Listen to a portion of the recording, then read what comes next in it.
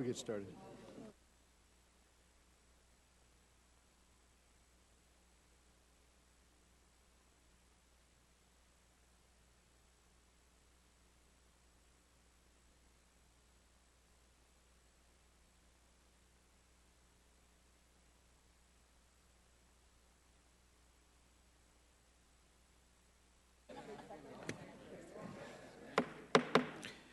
This committee will come to order. Pursuant to notice, we meet today to mark up 3 bipartisan measures. Without objection, all members may have 5 days to submit statements for the record and any extraneous material on any of today's items. And we'll now call up the Ukraine Support Act, H.R. 4278. Without objection, the bill is considered read and open for amendment at any point. And after my brief remarks, I will recognize our ranking member, Mr. Elliot Engel from New York, and then any other member seeking recognition to speak on the bill. We will then proceed to consideration of a manager's amendment, then to an en bloc package of bipartisan amendments, and then to any freestanding amendments that may remain before the committee. Now, let me make the observation that Russia's armed intervention in Ukraine and its illegal annexation of Crimea have created an international crisis. And the danger, obviously, is far from over. President Putin has deployed Russian forces on Ukraine's borders and may yet attempt to carve off additional pieces of eastern or southern Ukraine. If we wish to prevent him from further aggression, then the United States and our allies must take immediate action to strengthen Ukraine's sovereignty, to strengthen their independence, to target responsible Russian officials and others in order to give the Russians second thoughts before they take any additional action. This bill provides much-needed assistance to Ukraine's struggling democracy, which will be tested in the presidential election that's scheduled there for May 25th. This includes security assistance. It also supports the reform of its police force and the removal of those responsible for the violence against peaceful protesters. In addition, it promotes economic reform, anti-corruption efforts, the recovery of assets stolen by former Ukrainian officials, and other urgently needed measures. This legislation enhances the availability of accurate news and information needed to counter the propaganda sent in by Moscow. And that propaganda from Moscow is being used right now to create confusion and fear and unrest in the country. And so this legislation will authorize increased funding for Radio Free Europe, Radio Liberty, and the Voice of America. And it will enable these institutions to expand their broadcasting in Russia. There will be additional reporters, additional stringers, so that in the Russian language, Ukrainian language, Tatar language, the languages spoken in Ukraine and this part of the world, there will be the ability for people to hear in real time what's really going on instead of just what is on Russian television. If we are to help Ukraine break free of Russia's grip, then we must help it escape from Moscow's control over its energy supply.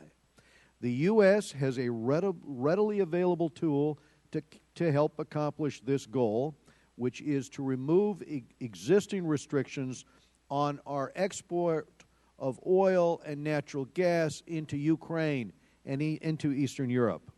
This will not only boost the U.S. economy and create American jobs, but also enhance our national security by undermining Russia's ability to use its energy exports to blackmail other countries, including our allies in Europe.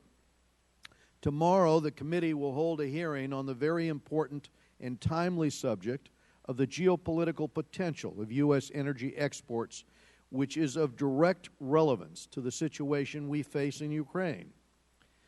Let me also make the observation that our chairman of the Joint Chiefs recently told a committee in the House an energy-independent U.S.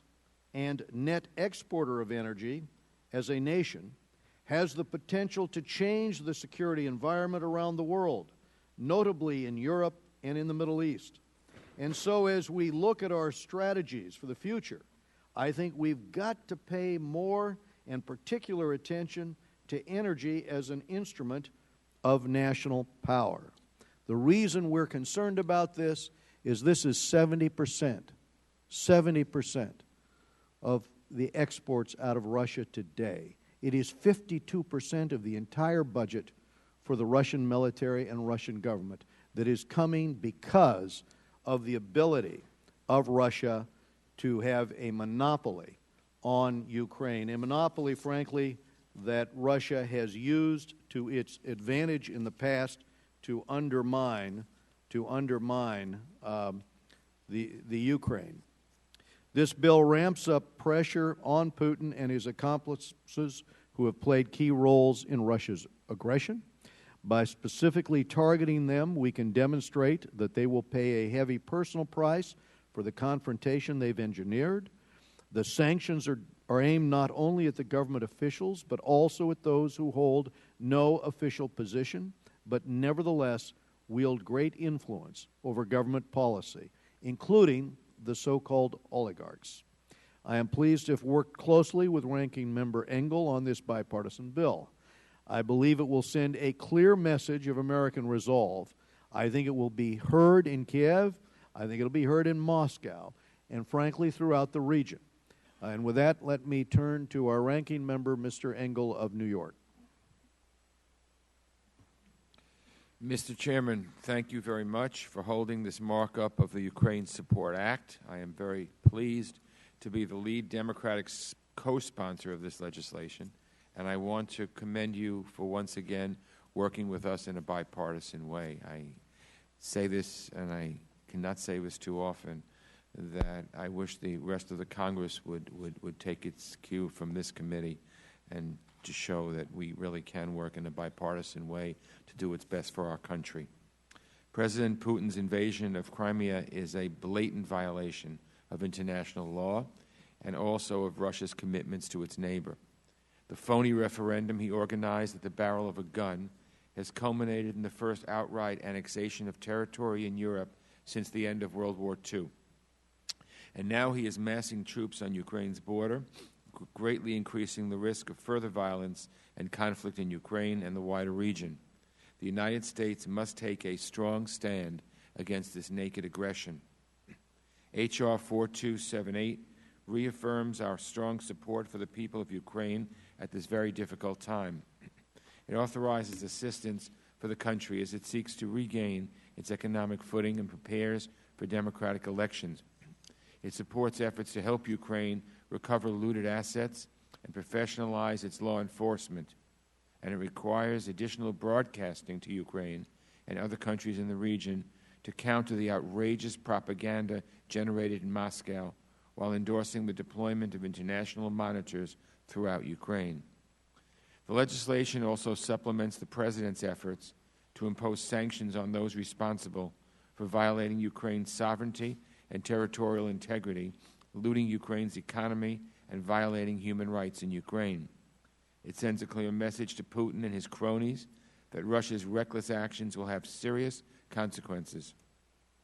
On that note, I'd like to commend President Obama for imposing sanctions that have already started to impact Russian economy and for leading the effort to suspend Russia's participation in the G8. Finally, the bill expresses support for continuing U.S. security assistance to Ukraine and reaffirms our commitment to the security of our NATO partners in Eastern and Central Europe. Mr. Chairman, the House recently passed legislation to provide $1 billion in loan guarantees to Ukraine, and the European Union has pledged $15 billion in assistance. But the most significant element of the international community's assistance to Ukraine will be provided by the International Monetary Fund. The IMF is now the most important international body for emergency rescue of countries facing serious economic difficulties. But the future of the IMF and our influence within that organization requires that Congress pass legislation to put into effect the 2010 plan to slightly adjust the voting shares on the IMF board and activate the IMF reserve account known as the new arrangements to borrow. The IMF is not in our committee's jurisdiction, but it is clearly in the interest of the United States that Congress act as soon as possible to maintain the IMF's critical role in international crises. I'm told that by passing IMF reform, it will ultimately mean about $6 billion of extra aid to Ukraine. I believe that we need to take a firm stance together, and we are doing it with this legislation. I think that Russia needs to understand that we are going to boost Ukraine, and so that ultimately the Russian aggression will prove a detriment to what they think they've done, rather than give them a plus because of the stealing of territory from Ukraine. This will only further our resolve to bring Ukraine looking westward rather than eastward. So we're making clear by passing this bill to the people of Ukraine that the United States is with them and that we are committed to helping them build a more democratic, prosperous, secure, and just Ukraine, as I said before, looking westward rather than eastward. So I urge my colleagues on both sides of the aisle to support this very important legislation. I thank you, Mr. Chairman. Thank you, Mr. Engel. Ms. Ross-Layton had asked for some time for a brief opening statement. Thank you so much, Mr. Chairman. This bill is important because it shows our strong support to the Ukrainian people, and it says to all freedom-loving friends and allies in the region that the U.S. will not stand idly by as Russia bullies its way in an attempt to rebuild another Soviet Union. The Obama administration must get tough against Russia by sanctioning more Russian oligarchs, by adding more names to the Magnitsky list, revoking the 123 agreement with Russia, and re-examining our PNTR agreement with Moscow. I would also like to thank you, Mr. Chairman, for including in the bill language to support the Iran, North Korea, and Syria Non-Proliferation Act, INCSNA. The language reasserts that the administration must comply with reporting requirements to fully implement this act, language that was approved by the full House of Representatives last Congress by a vote of 418 to 2. The reports have been delinquent for 4 years, and that is not acceptable.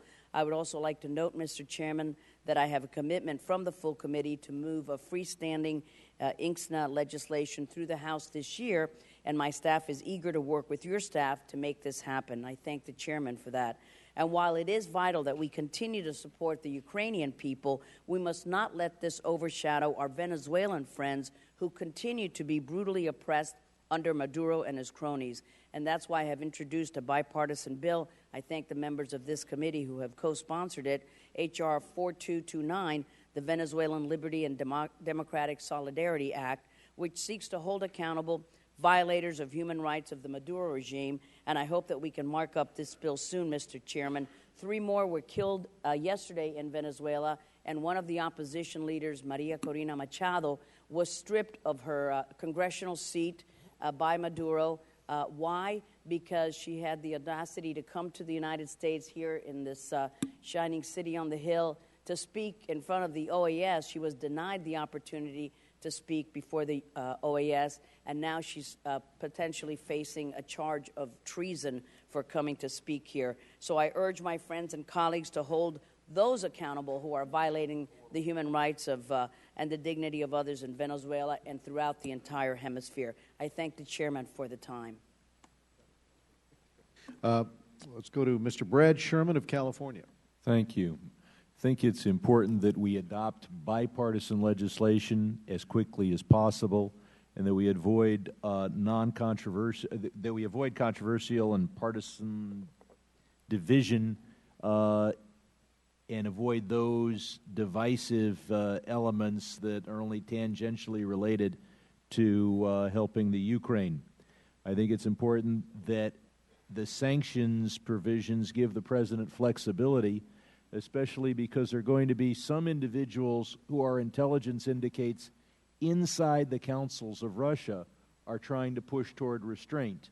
And there will be others in Putin's circle who are pushing in the wrong direction.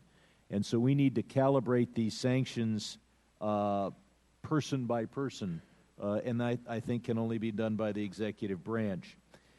Putin comes off looking tough and trying to look victorious, but we should point out that he has in effect seized the consolation prize. If there will be those in Moscow who will ask the question, who lost the Ukraine? Because they had a pro-Russian government in Kiev, and now they have a Russian government only in the Crimea. Putin backed a kleptocrat, and he lost the Ukraine, and now he's trying to look like a winner in the world and a winner to his old people by seizing one province wrongfully. Because that seizure was wrongful, we have to impose sanctions to show that we are dedicated to the concept of territorial integrity and the rule of international law.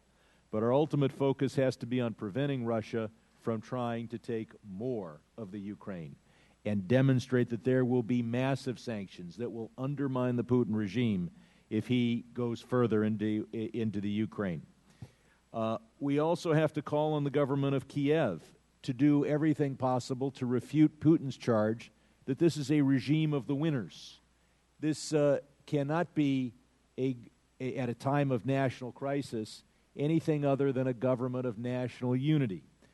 We need to see the Ukrainian government do all that it can to involve those who were elected, and there was a majority in the Party of Regions, those who are open to the use of not only the Ukrainian language but the Russian language, and those who are willing to continue to consider federalist principles and the devolution of power to different regions, all to show that this government in Kiev is not going to represent just Maidan, just Western Ukraine, but even those Russian speakers in the South and the West.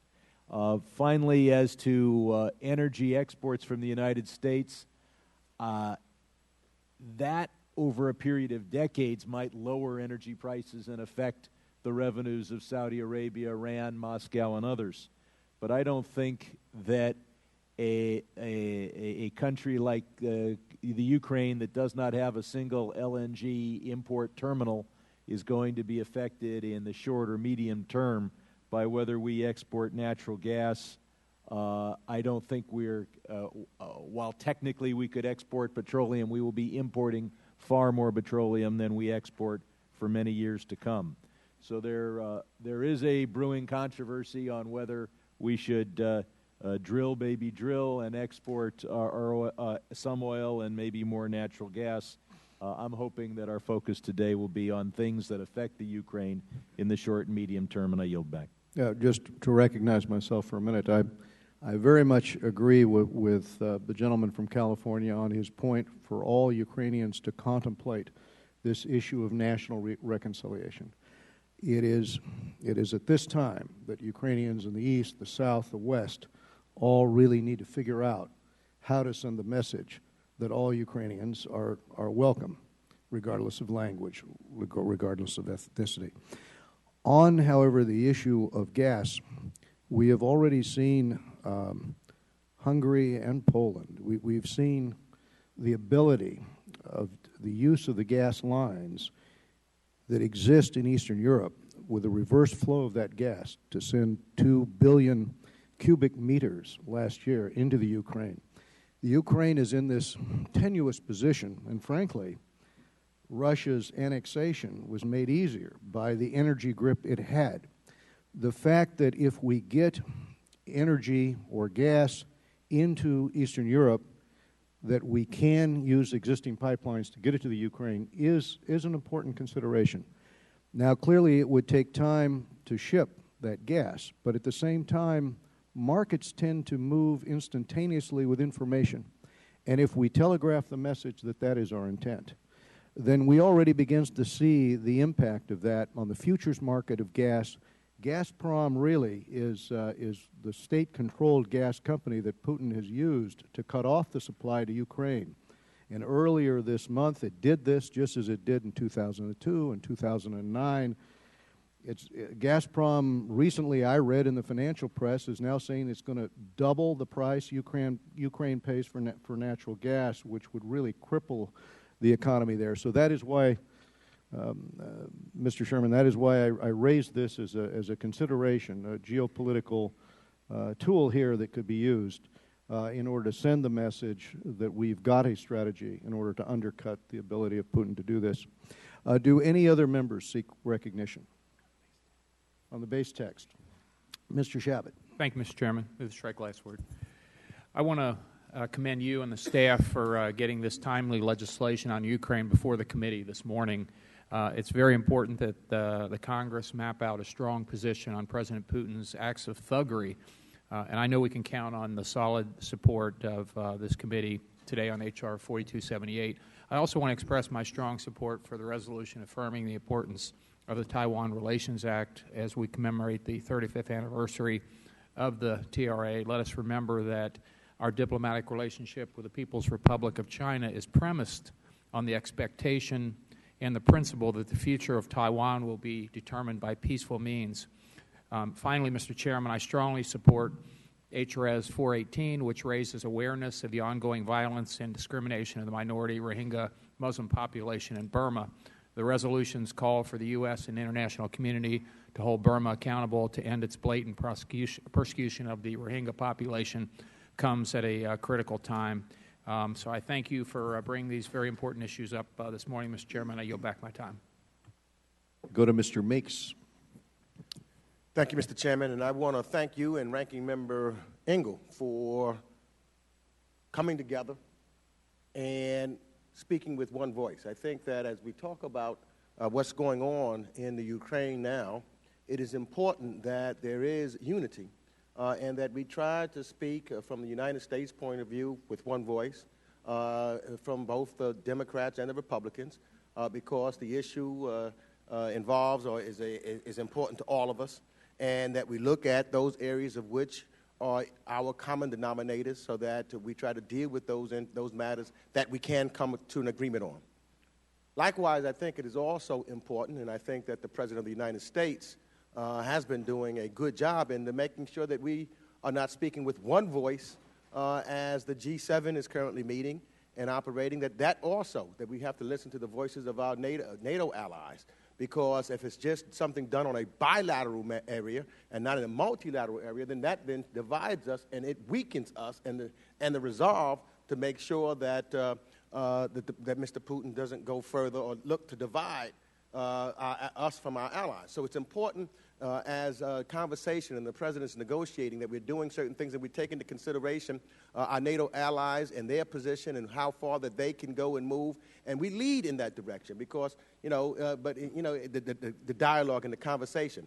But if ever we get to the point where we say that we don't care what they think or how it affects them, then it will affect us also in a negative way. It will affect the leverage that we will have on Mr. Putin. So we've got to make sure that we are mindful of, where our allies are. Especially, I know I've talked to some members yesterday from the German parliament, and they have deep concerns in regards to Mr. Putin and moving forward and wanting to make sure that we stay in lockstep. They stay in lockstep with the United States. They have some other problems also, and they want to make sure that those are listened to, that we work together. And I think what I've heard by the President talking about that if there's some further movement by Mr. Putin, then our allies are ready to escalate the sanctions, and we should be ready to move forward and get and tighten those sanctions in that regard. But I just want to be mindful. It's easy to say sometimes to go to war or to send weapons or do that. That's the easy thing to do. It's the hard thing to do sometimes, to sit down and try to figure out how we stay in line with our allies and work together. And I hope that they do that. I hope that we do that, because just as it's important for us to stay together and come together, it is important for us to make sure with our international allies. And to that regards, we talked about, our colleagues to the West. It's important for us to be re-engaged and reinvigorate those relationships. And so as we talk about the Ukrainian issue, we've got to make sure, and I couldn't agree more with what you said, Mr. Chairman, and what Mr. Sherman said about the Ukrainians coming together. It is now time for them to unite, to speak with one voice also. That's tremendously important. It's important for us also to make sure that right now, not waiting until another time, that we engage with the Moldovians and the Georgians and the people from Azerbaijan and all of the other countries in the region, that we are talking to them, and they know that we have an interest in their overall well-being, in their economy, and in their democracies. Let's not wait until there's something else that happens, and then we all of a sudden are jumping in. Let's show, and I think that's what this bill does. It shows that we're going to stand by the Ukraine. We're going to try to help them with their economic circumstances so that they can stand on their feet and improve their democracy. It sends the right message. I believe then thereby it will send the right message to our other allies in the region. That is tremendously important. And again, I end as I started, Mr. Chairman, because we could get into a lot of other debate here that could divide us. But you and Mr. Engel have chosen not to do that. You've chosen to focus on what brings us together, and I think you should be complimented for that. Now, yield back the balance of my time. Thank you, Mr. Meeks. We go to Mr. Rohrbacher. Mr. Chairman, I am afraid I will be opposing, again, probably the lone voice in some of these debates, opposing this measure, and I do so in great despair as to the direction of what is going on in our country today in relationship to Russia. I worked for many, many years and put my life at risk several times. Was not in the military, but put my life at risk several times in order to defeat communism. I spent my whole life trying to defeat communism. We were not trying to become hostile to the people of Russia. We were against the Soviet Union, which is not Russia. Now we have a situation in which there is obviously a distinct difference of national interests. And instead of trying to play a constructive role, it appears that we have opted out instead to fan the flames of hostility between our two countries. There are many people who I worked with over the years who are stuck in the Cold War. They cannot sit by and understand that Russia has its national interests as we have our national interests, and try to find ways that we can work together in peace and friendship, understanding that we are two great powers that have national interest at stake. I do not... In this particular debate, if we are to be listened to and try to find a peaceful solution, the Russians have to respect that we are there trying to find a solution, not trying to utilize this controversy as a means of defeating them and pushing them into a hole, because after all, they're Russians and they're thugs and they're gangsters, and of course our people would have never committed such crimes as sending an army into Crimea. I'd like to commend my good friend Congressman Engel, who worked very closely with me when we backed the Kosovars' right to self-determination and supported the bombing of Serbia in order to protect those people's right of self-determination. What do the people of Crimea want? I don't think anybody in here will disagree with the fact that it is clear the people of Crimea would rather be part of Russia than be part of a pro-European or European-directed Ukraine. Well, the people of Crimea, just like the people of Kosovo, had their right of self-determination, or should have. I think Russia was wrong. I think Putin was wrong in trying to send in a military force. I think that clouded the issue. But the hypocrisy on our side of trying to suggest this is out-and-out aggression for the people of Crimea to have their will to be part of Russia is a little bit overwhelming. I remember just more recently than Kosovo, didn't we support South Sudan breaking away from Sudan? Yes, we did. Well, let's be just in our criticism. Yes, Putin should not have sent in those troops.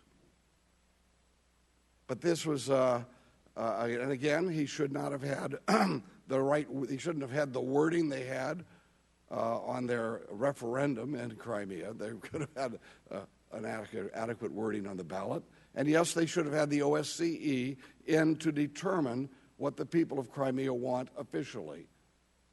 But in our heart of hearts, we know that the people of Crimea, especially those of us who have been there, 10 years ago I visited Crimea, they all spoke Russian.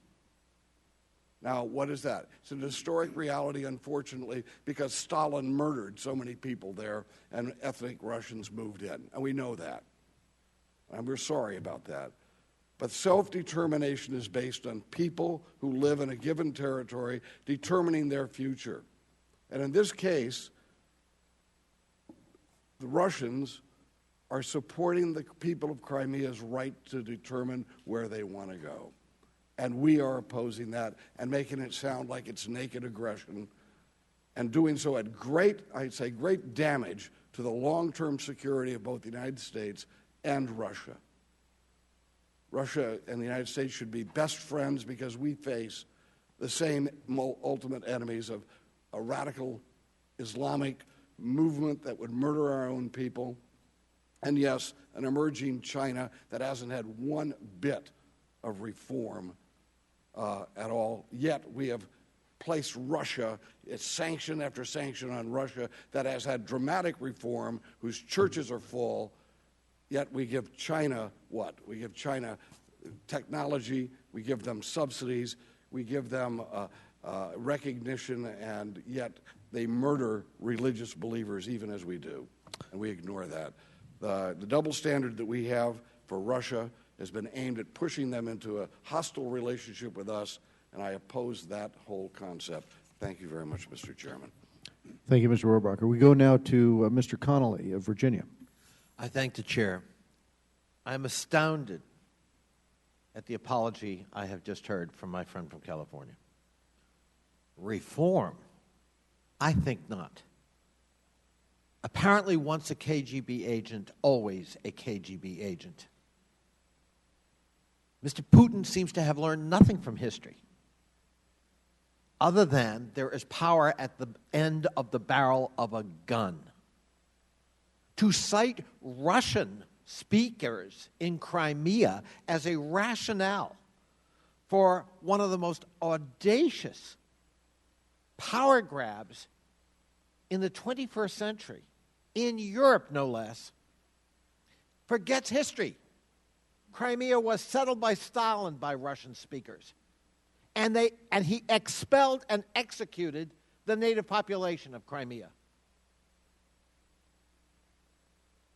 And this so-called referendum in Crimea was also done at the barrel of a gun. Russia's interests weren't threatened in the Crimea. The new government in Kiev never abrogated the treaty that allowed Russian privileges, naval privileges, through 2042.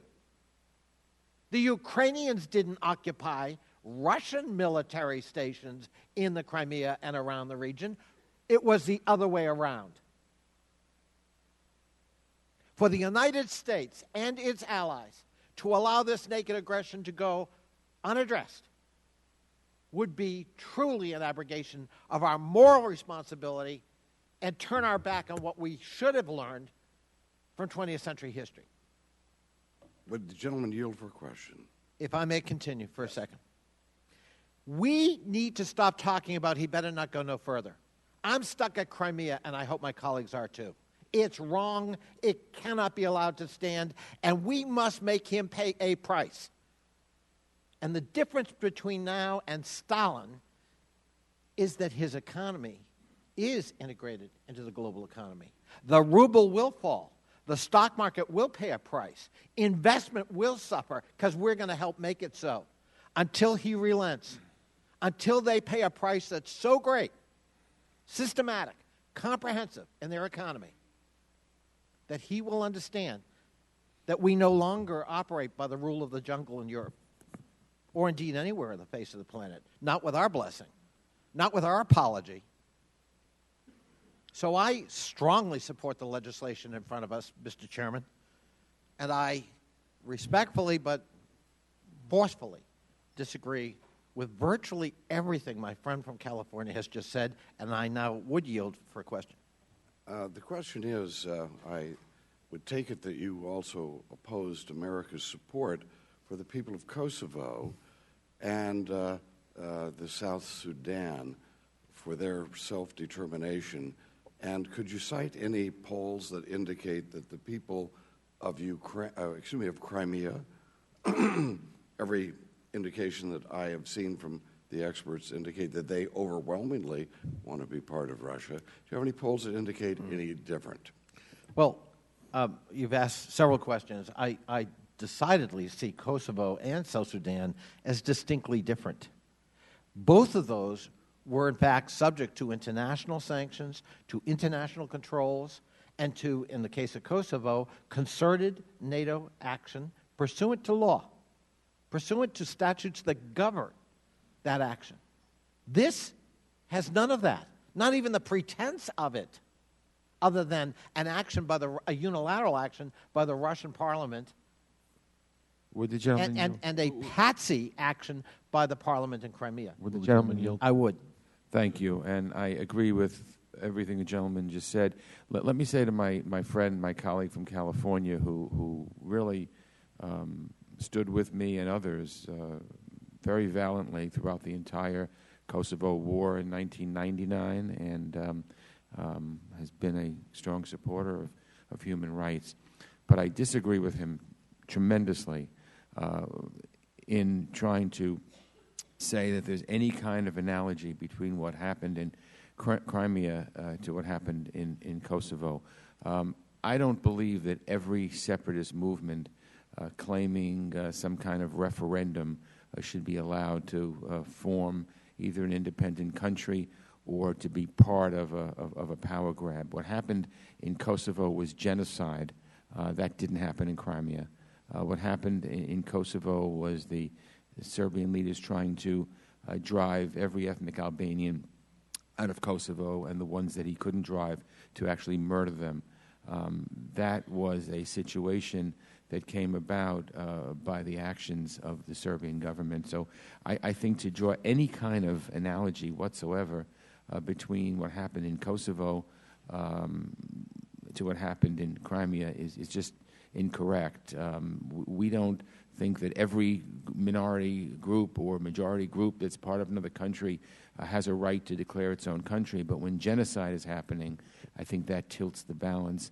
And that's why NATO, as Mr. Connolly points out, uniformly said enough is enough and intervened to stop the genocide. So no analogy at all between Crimea and Kosovo. Mr. Chairman, I know my colleague Brad Sherman wanted to ask a question. Would the chairman indulge me to yield to my colleague? If you wish to yield at this time, that would be. I thank the chair. I'd just point out the people of South Sudan were faced with mass murder, perhaps genocide. The people of Kosovo were faced with mass murder and ethnic cleansing. And the people of Crimea saw that their rights were being protected. They are an autonomous region. They continued to have their language rights. There's a difference. I yield back. Mr. Chairman, I just want to say on a point of personal privilege. Well, I think the gentleman's time is I know, expired. but I want my colleague to know he knows he has my deep respect. But on this issue, he also has my passionate disagreement. Thank you I thank the chair. We now go to Judge Ted Poe of Texas. I thank the chairman. Mr. Chairman, this issue is of importance to the United States national security interest. I think we are living in a fantasy land if we think that the bully bear Putin wants to be nice to the neighbors that surround him. That is absolutely naive. He watched as we watched when the Russians invaded Georgia. There was a little bit of press worldwide about the invasion of the Republic of Georgia, and I'm not talking about the state of Georgia. In the South, I know some of my Georgia friends are concerned about thinking that Georgia has been invaded and they didn't know about it. But in any event, he watched to see what we would do. He took 1/3 of the country. We said, that's not nice. You shouldn't do that. You're invading a sovereign country. And we moved on. And he's still there. 1/3 of Georgia is still occupied by the Russian army. The West, the world, did nothing. So he then looked at the Crimea. That was next on his list. And I agree with my friend from Virginia. We should be concerned about Crimea first before we're wondering about whether he's going into Moldova, the rest of the Ukraine, Estonia, Belarus. You know, those are possibilities. And what happened in Crimea? He marched in. We watched. And dealing with Putin, he has started Cold War II. We should be aware of this. And whether we like it or not, he chose this activity. So I think it's in our national security and the security of our allies and our friends that he be told, no, you can't do this without some consequences. This legislation presents those consequences to the Russian bear, letting him know, nope, you're not going to get away with it this time. And so I have, as mentioned earlier, I have great respect for my friend Mr. Rohrabacher from California. But on this issue, I think we should act decisively, and act with the appropriate measure of sanctions to let the Napoleon of Siberia know he can't just invade countries and the rest of the world just moves on. And there should be consequences. I support the legislation. Would the gentleman yield time to the chair? I certainly will. Well, thank you. I did want to make one observation here, Mr. Poe, and that is what we're not talking about is a revival of the Cold War. What we are talking about is trying to get some leverage on Russia in order to wind down this situation. And I think we should be clear here. We're not reviving confrontation.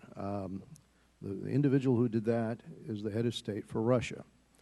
And he obviously has the ability to wind this down, but if we put additional pressure on him and those close to him, I think we might have considerable more success at this than we have in our attempts to cooperate with him over the many years where he has rejected the approach of cooperation and he's chosen aggression. Aggression against the Ukraine, aggression against other countries. I don't think we can allow him to proceed unchallenged, or we're going to be faced with this challenge again and again. There will be other unnecessary crises that will result if we don't move decisively. So, yes, the United States stands ready to cooperate with Russia, but we need to give an incentive for Russia to cooperate with us.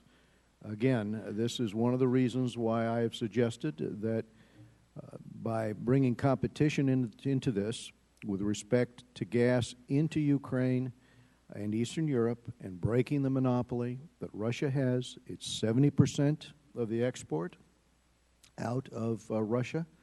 It is 52% of the entire budget for his military and government. If we do this, along with the other steps that we take here to build democracy, to build support for institutions within Ukraine, I think we have taken a decisive step to create those second thoughts, to create that leverage. My time's expired, so I'll now go to Mr. Grayson of Florida. Thank you, Mr. Chairman. Thank you, Ranking Member Engel. I want to join in some of the comments that were made by my friend Dana from California. Less than 2 weeks ago, in response to a question from the gentleman from Central Florida, Secretary Kerry said that without a doubt, if there were a free and fair election in Crimea, Crimea would vote to join Russia. I think that's an important fact. In fact, I think that's the central fact of the situation that we face today. All over the world, millions of people are stuck in the wrong country. And the great accomplishment of the 20th century was to see the end of colonialism, the end of colonies, millions and millions of people stuck in the wrong country by means of military force by European powers. Maybe the goal of the 21st century is to see the fulfillment of that principle, that groups of people can join together and create a country, join another neighboring country, be part of the country that they want to be part of, the principle of self-determination. We can't ignore the fact that 2 million people in the Crimea feel that, at least until now, they were stuck in the wrong country. This situation was created when, in 1956, Khrushchev, as a gift, gave the Crimea to the Ukraine. At that point, it didn't matter too much because both the Ukraine and Russia were part of the Soviet Union. Since the dissolution of the Soviet Union at the beginning of the 90s, it's mattered a lot. And in fact, there are Russian speakers, large groups of Russian speakers who are now beyond the border of Russia. And one of the great issues of Russian foreign policy for the past 20 years has been, what do we do about that? How do we deal with the fact that there are substantial numbers of people who are now outside of our border, who identify themselves as Russians, are ethnically Russians, are culturally Russians, are indistinguishable from the people within our borders? The old Soviet Union contained 15 states with borders that were arbitrary. Now, there are actually parts of the old Soviet Union that are fundamentally different from Russia. For instance, if in fact we saw Russian military action against Lithuania, obviously we would repudiate that. We would do everything we could to stop that. The Lithuanians historically, ethnically, in terms of religion, in terms of culture, are fundamentally different from the Russians. The Crimeans are not. In one election after another, in the entire 20 years that the Ukraine has been an independent country again, since it was an independent country hundreds of years ago, the Crimean population has shown that it is loyal to the Russians, it identifies with the Russians, it has voted over and over again with the Russian party contesting elections in the Crimea. Now, recently we saw that the candidate whom the Crimeans supported by over 90% of their votes, the Russian-speaking candidate, was thrown out of office. Now, you may say that he was thrown out of office for good reason. There are allegations against him that he was corrupt. There are allegations against him that he used the military against his own people to stay in power. But the fact is, from the perspective of the Crimeans, their leader, the one that they placed in charge of their country, was thrown out of power. So it should come as no surprise, as Secretary Kerry recognized, that the Crimeans had had enough and they wanted to leave this artificial entity called the Ukraine. Now, in fact, the Russians did assist. They assisted by disarming the local Ukrainian army and navy. That's what they did. They did it virtually bloodlessly. They did that so that the Ukrainian army and navy could not interfere in the referendum that was held. That's the fact of the matter. Why are we pretending otherwise? Why are we speaking about naked aggression? Why are we speaking about stealing Crimea? Why are we speaking about bullying, or the new Soviet Union, or thuggery, or audacious power grabbing, or bully bear Putin, or Cold War II? I'm surprised that Judge Poe didn't tell us that he is sad that the Iron Curtain has descended over Sevastopol. The fact is, as the chairman has recognized, this is not some new Cold War that's occurring. In fact, it's quite the contrary. We should be pleased to see when a virtually bloodless transfer of power establishes self-determination for 2 million people somewhere in the world, anywhere in the world. And in fact, what we're seeing here instead is the vilification of Putin, the vilification of Yanukovych, the vilification of anybody who we try to identify as our enemy. Before it was Saddam Hussein. And since then, it's been Assad. This does not help. The basic provision here, the basic principle here is self-determination. That's what's happened in the Crimea, and it's not for us to determine otherwise. I yield back. Yeah, would the gentleman yield for Yes. a minute? I thank the gentleman for yielding. I want to make clear that the adjectives used or referenced are not the adjectives we use in this carefully worded resolution, first of all. Second, the problem or the difficulty isn't so much with the example of a Lithuania. The problem is with the example of an Estonia or Latvia, countries in which people were moved out during Stalin's tenure into Siberia and replaced with ethnic Russians. So that today in those two countries, you have strong minorities of Russian speakers in Estonia and Latvia. You have the same situation in Crimea to a greater extent because in Crimea, the majority of the ethnic population, in fact, perished in the gulags. And so with the in-migration of Russian speakers into the area, you have a different circumstance. The part of the problem in terms of the way in which the referendum was held was clearly it was unconstitutional, it was illegal, it occurred under Russian military occupation and coercion. But you also had a situation where opponents were silenced, international monitors were barred, and most importantly, voters were not given the option of preserving Crimea's current status with Ukraine because the only choice on the ballot was independence and de facto independence. And frankly, I think the vote itself was unnecessary because the Ukrainian government had made it clear that it would discuss increasing autonomy for Crimea. And frankly, that was probably the way to solve this thing, by allowing Crimea to have that autonomy within whatever you wanted to call, let's say one country, two systems. But you would basically be giving to Crimea the autonomy that the local population desired. The presidential elections that are now planned for May 25th are going to provide a legitimate opportunity for all Ukrainians to make their voices heard on the future of their country. I'm going to lead a delegation there in April. We are going to speak to all factions in the Ukraine. Mr. Sherman spoke to the issue that we want to convey, one of an attitude of national reconciliation for Ukrainians.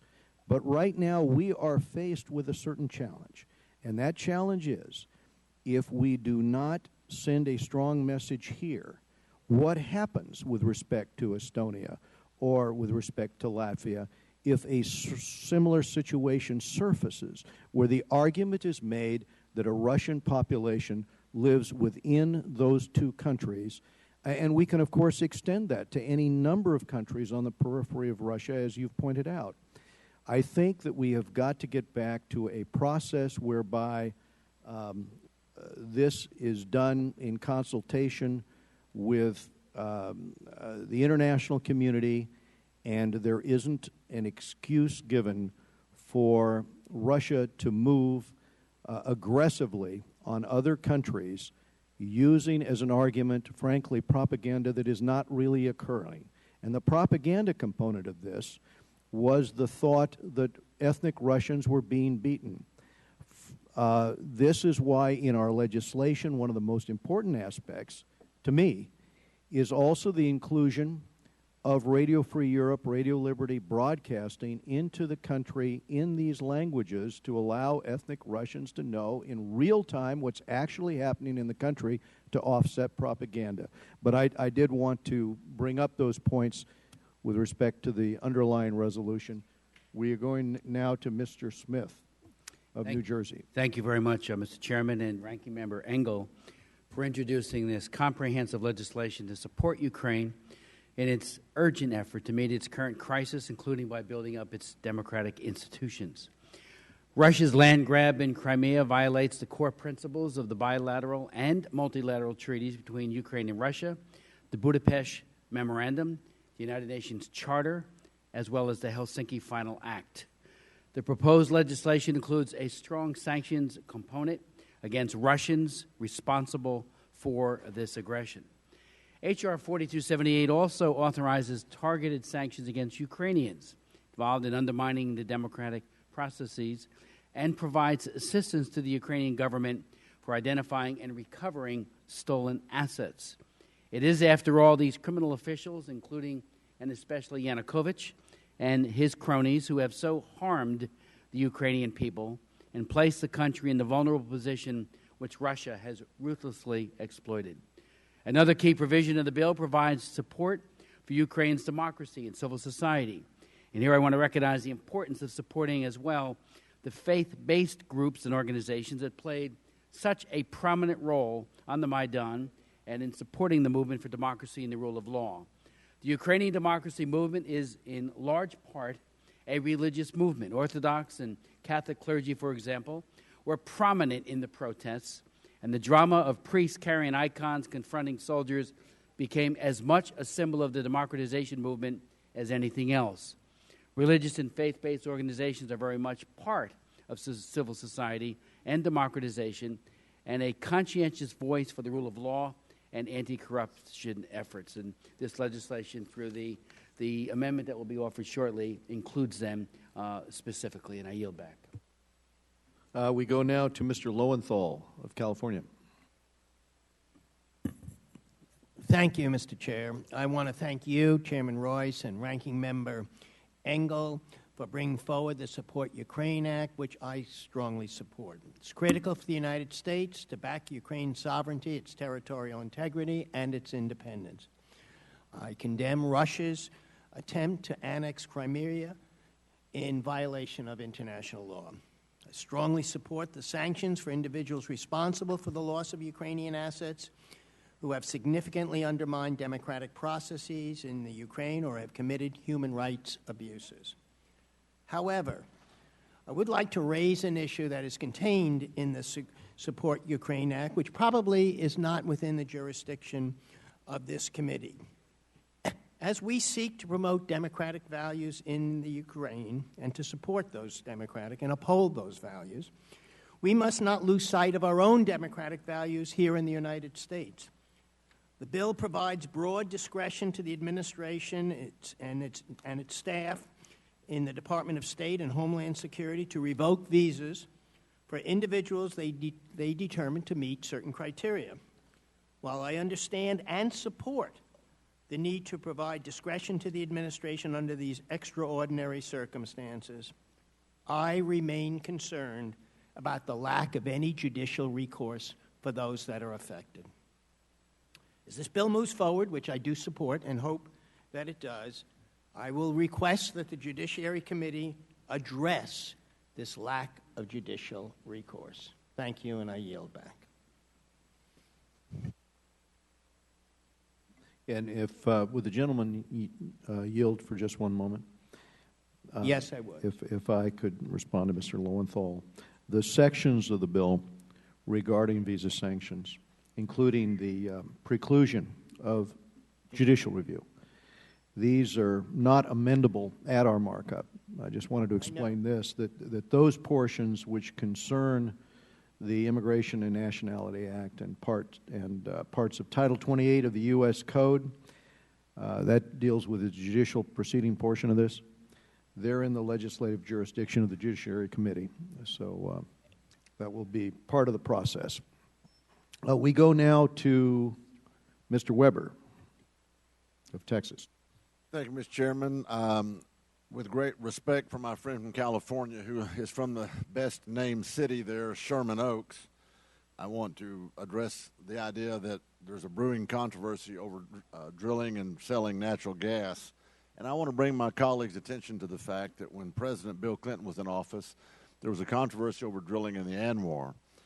And a lot of the comments, and I think my colleague from California said, the brewing controversy of drill, baby, drill.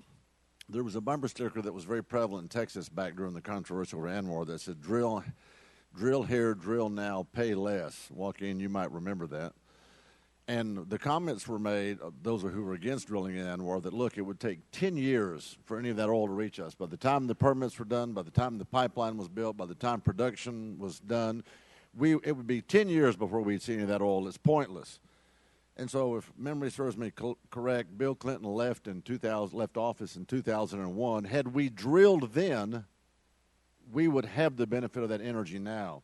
I think this current crisis points up the fact that it is indeed a controversy that when America can become energy independent, it not only serves to create jobs in this country, which we sorely need right now, but it also produces energy independence, national security for America, and even produces national security around the world. Ask our friends in the Ukraine if they would rather be buying LNG, and I have 3 LNG plants either in my backyard or in my district.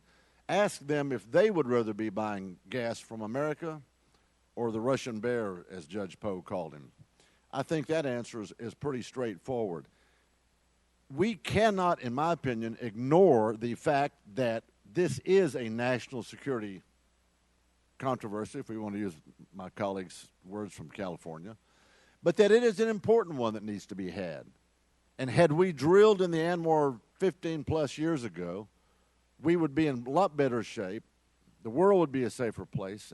So the question I pose, 10 years from now, are we still going to be saying, oh, we've got this brewing controversy about drill for natural LNG and natural gas and export it to other countries? It means jobs for us. It means a balance of trade for us. It means national security for us. And it means, I would argue, it means international security around the world, so that the kinds of things that we saw Putin do to the Ukraine in cutting off their energy supply cannot be done. Now I'm going to switch gears to Part B. When you have a Crimean legislature that votes unanimously to be re-annexed into Russia, where are the people to stand up and say no? And I was told by one of my colleagues when we last had this discussion, well, if you had a gun aimed at your head, you'd say no too. You would have joined. You'd have joined, rather, voted for annexation. And I reminded him that 56 signers of our declaration signed their name to a document, stuck their finger in the face of the eye of the biggest tyrant in the world, King George back then, the most powerful country with the most powerful army. And in signing that declaration, they signed their death warrant knowing that they would either be shot on sight or hung as a traitor. If people in Crimea did not want to be annexed, where were the voices to stand up and say no? So it troubles me that we're guaranteeing them money, and that we're getting involved, as my friend from California, Congressman Rohrabacher, says, in a situation where clearly it seems as if either they were unwilling to stand up and fight for their own liberty or unwilling to pay that price, and yet we're going to get involved and we're going to get between the two. That's very troubling. I have great respect for Chairman Royce. I've been overseas with him and watched him amongst the other countries and the knowledge he has and the way he's respected. So I'm going to wrestle with this one. And I have great respect for my colleague, Mr. Sherman from Sherman Oaks, the best-named city in California. I will yield.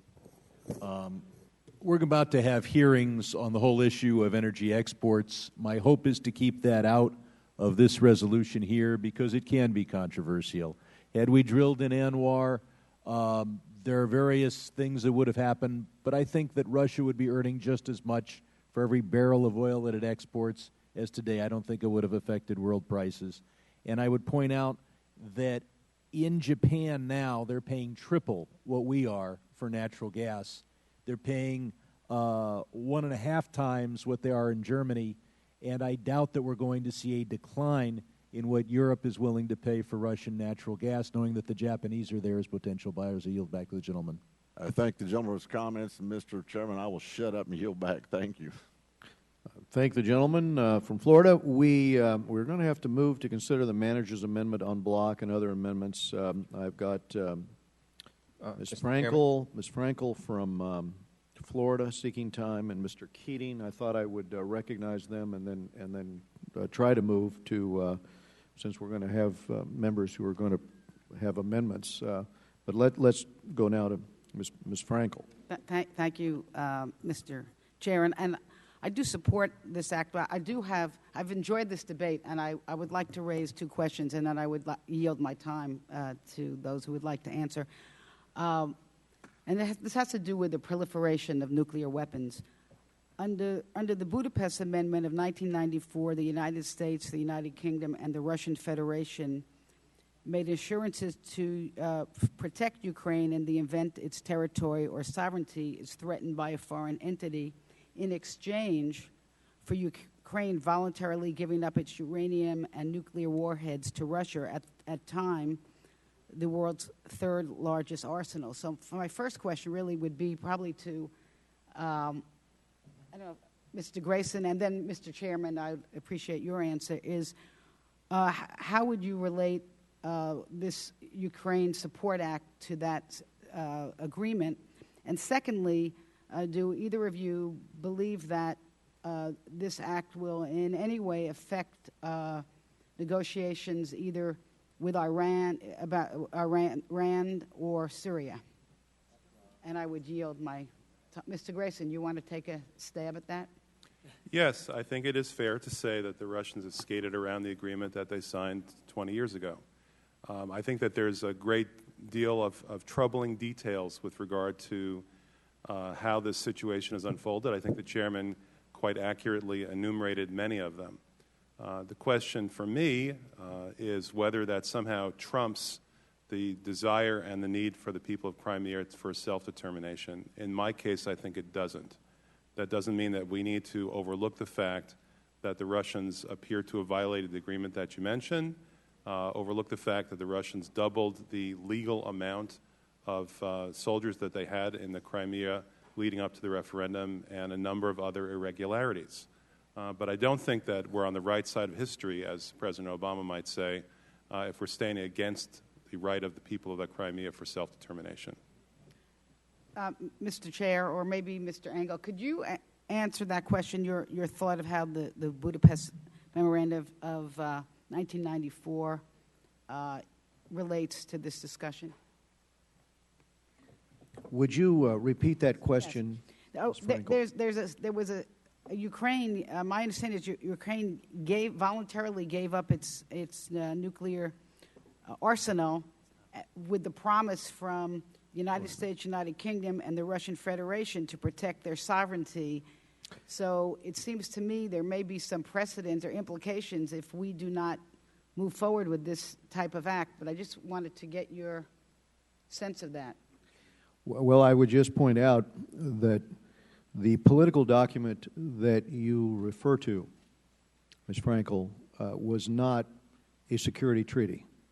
The United States is not bound under that document. And so I don't think that is relevant to the debate of the resolution here, nor do I think this resolution complicates in any way the suggestion that I think you're alluding to. No, I think it's. I think it's, Mr. Chair, if I may. Yes, maybe. Perhaps I don't understand. Yeah, right. Exactly No, I mean, I think it supports it.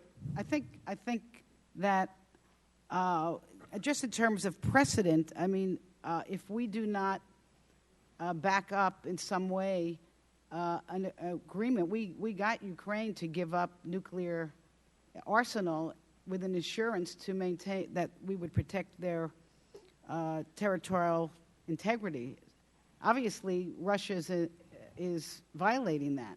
Ms. Franco, if you yield, Yes. to me, I think you're right on the money with that one. Absolutely, that was signed at a time when Russia perhaps felt more vulnerable than it feels now, and Putin feels strengthened now, but for many reasons. Part of which is the energy revenues that he gets, making Russia a power again, and therefore he's conveniently neglecting, abrogating, or whatever it is, agreements that Russia signed back then, because he feels he's stronger now, he's a bully now, and he can afford to do it. So I think you're quite right. This legislation stands up to that and says that there's bad faith by Russia. It's not simply a matter, some of my colleagues have put it, of self-determination.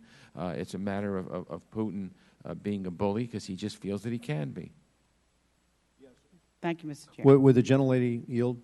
And the point, again, the point I was making is that the document itself does not require a military response, clearly, but prudence, logic would dictate that we take what steps we could to leverage the conduct of Russia in order to in order to penalize Russia for violating the agreement that Ukraine made, as you have articulated, and so that Russia understands that there will be a consequence in the future if this conduct continues. And I think what gives us all pause is the speech that he made to the Duma recently, in which he said the boundaries of Russia are not the boundaries of the current map of Russia, that Russian populations anywhere are considered part of Russia. That type of extraterritoriality is perhaps a signal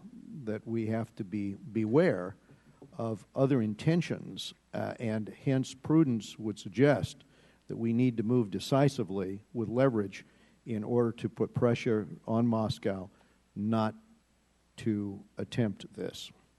And Mr. Keating. Thank you, Mr. Chairman. I just want to close and frame this resolution that I am supporting, this legislation, this way. What was done and what Russia did was illegal. Now, there are other means of dealing with issues of autonomy. There are international ways to deal with that, and with Kosovo, they did that with the Security Council. It can be done under the Ukraine Constitution, and the Prime Minister has made clear that he's open to discussions and dialogue on these issues of autonomy. If it's done legally, everyone's rights, including groups like the Crimean Tatars, everyone's rights are better protected.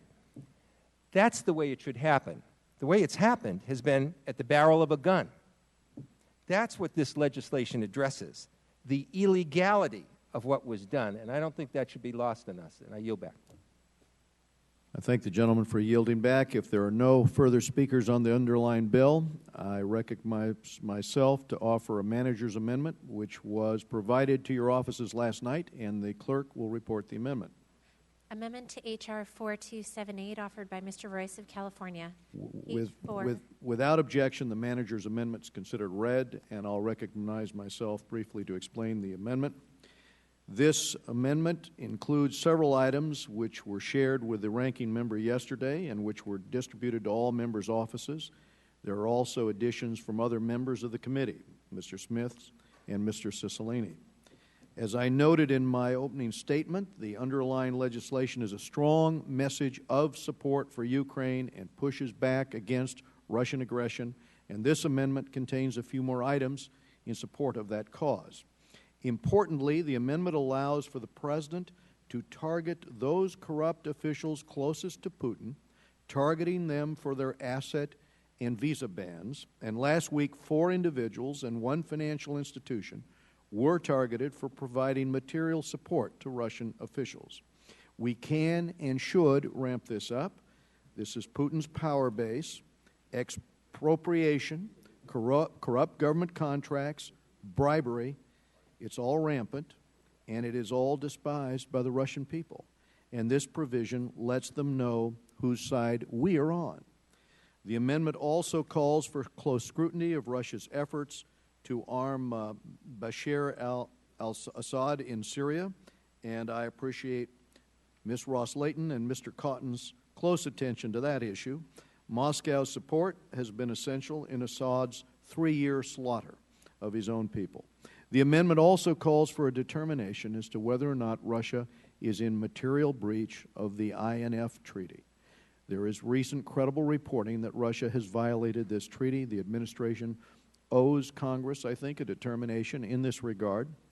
And on security assistance, the amendment answers increasingly bipartisan calls to do more to help improve the capability of Ukraine's armed forces, which have been neglected for decades. And lastly, the amendment includes several technical changes to perfect the language in the underlying bill. So do any other members seek recognition to speak on the manager's amendment? I'll go to Mr. Engel. Thank you, Mr. Chairman. I want to speak in strong support of the manager's amendment. I want to tell our colleagues specifically what the bill does, what the amendment does. It amends the base text as follows. It adds language on Ukraine and human rights. It adds language on community and faith-based organizations in Ukrainian civil society. It adds language to help improve the capabilities of Ukraine's armed forces. It adds language allowing the President to sanction those who are complicit in significant corruption in Russia. It also adds language requiring closer scrutiny of Russia's efforts to arm the Bashar al-Assad regime in Syria.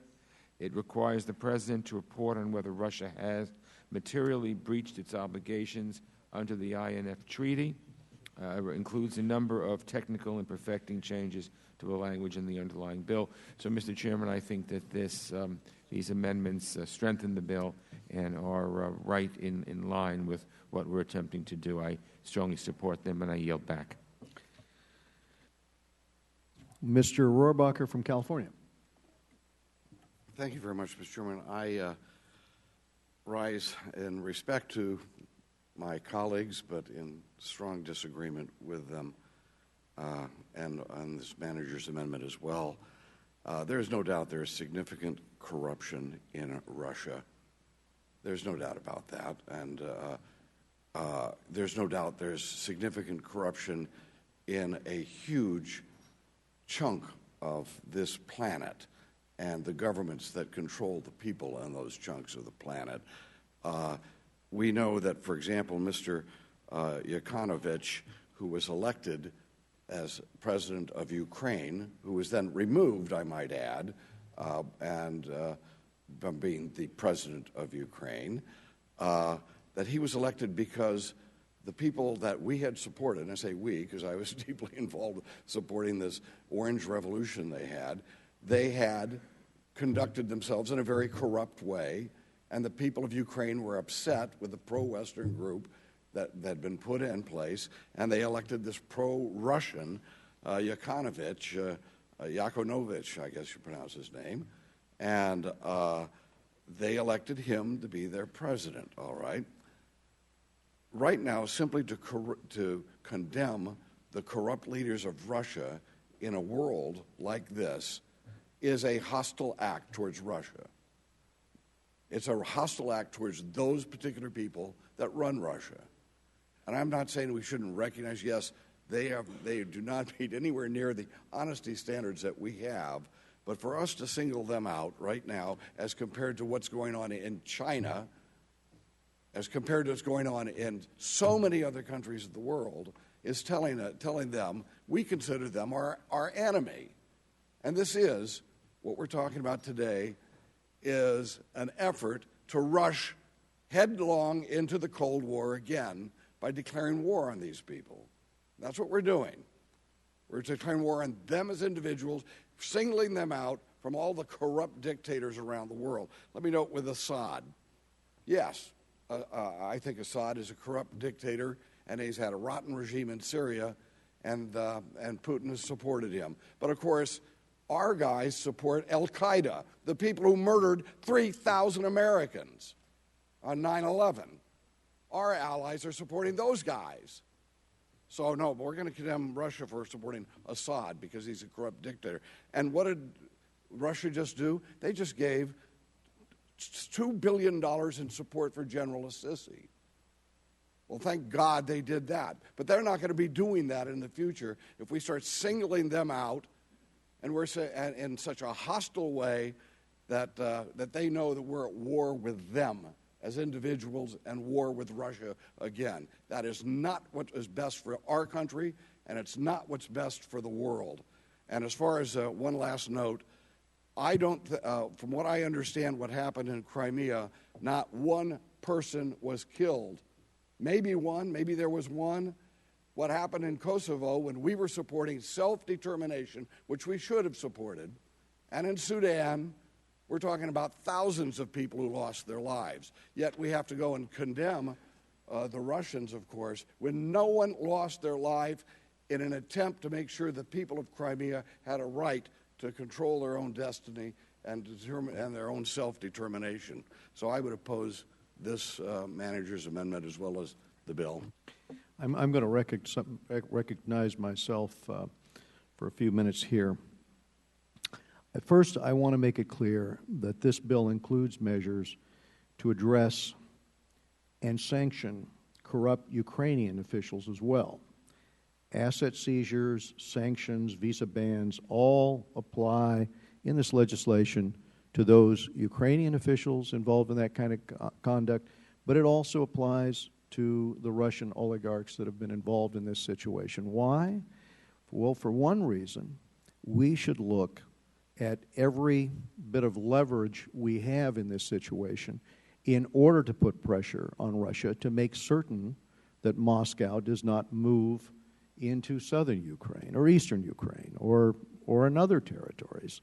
And second, corruption is the most despised activity in Russia today. It's one of the reasons Russians view the actions of the state as so irresponsible. So it's not as though in targeting corruption related to these activities, we're doing something that runs cross-current with the interests of the people in Russia. The authority in the legislation, if you look at it, is very permissive. In other words, we are saying that the administration has the ability to do this. Why would we want to give the administration this authority? Because, again, we're sending the message that Moscow needs to ramp this down, that we need to have a resolution of this crisis. And the only way we're going to get there is if we have significant leverage here. So there's a lot of flexibility involved in the language that we have in the document. And frankly, and lastly, this group is Putin's power base. We have seen the way that things have been nationalized in Russia and power transferred to oligarchs that are very close to the head of state. And if we are going to succeed in this endeavor, those who have been engaged in ill-gotten gains need to be penalized, need to feel that there's been a consequence of that type of activity. So for those reasons, I think that this is important. Mr. Cicilline was seeking to be recognized. Thank you, Mr. Chairman. And I want to thank you and Ranking Member Engel for holding today's markup on these three important issues, particularly with respect to the situation in Ukraine. Even as we address the crisis in Ukraine, I appreciate that we are also reaffirming our commitment to human rights in Burma and our strong economic relationship with Taiwan. But I want to thank you, Mr. Chairman, and our Ranking Member Engel for leading this committee again in a bipartisan manner as we respond to the situation in Ukraine and leading the Congress in a thoughtful, unified response to this crisis. Following the recent unilateral annexation of Crimea by Russia, the legislation before this committee condemns the aggressive actions by Russia and supports Ukraine's sovereignty and territorial borders. It's also critical that the United States make clear that our government will stand in solidarity with our NATO allies. This bill will be integral in demonstrating our support of the Ukrainian people and our commitment to Ukrainian territorial integrity. I would like to thank you, Chairman Royce, for your inclusion of Section 205 of the Ukraine Support Act, which calls on President Obama to expand the list of Russian officials sanctioned under the Magnitsky Act. I was also pleased that President Obama and other world leaders have decided to suspend Russia's membership in the G8. This action illustrates Russia's loss of international stature due to its violation of international law and undermining of the democratic process in Ukraine. Finally, I offer my thanks to you, Mr. Chairman, for working with me to include my amendments language in the manager's amendment. I believe it's critically important to reaffirm that the United States policy is to encourage Ukraine to protect the fundamental human rights of all individuals. The underlying bill encourages Ukraine to respect the rights of ethnic, religious, and linguistic minorities, which is important, but this amendment will make clear that the United States will continue to protect and defend the rights of all Ukrainians as they pursue freedom, democracy, and equality under the law. I thank you again, Mr. Chairman, and yield back. Will the gentleman yield? Yes. I want to thank the gentleman from Rhode Island for yielding and for his contribution to this base text, because I think he made a very good point.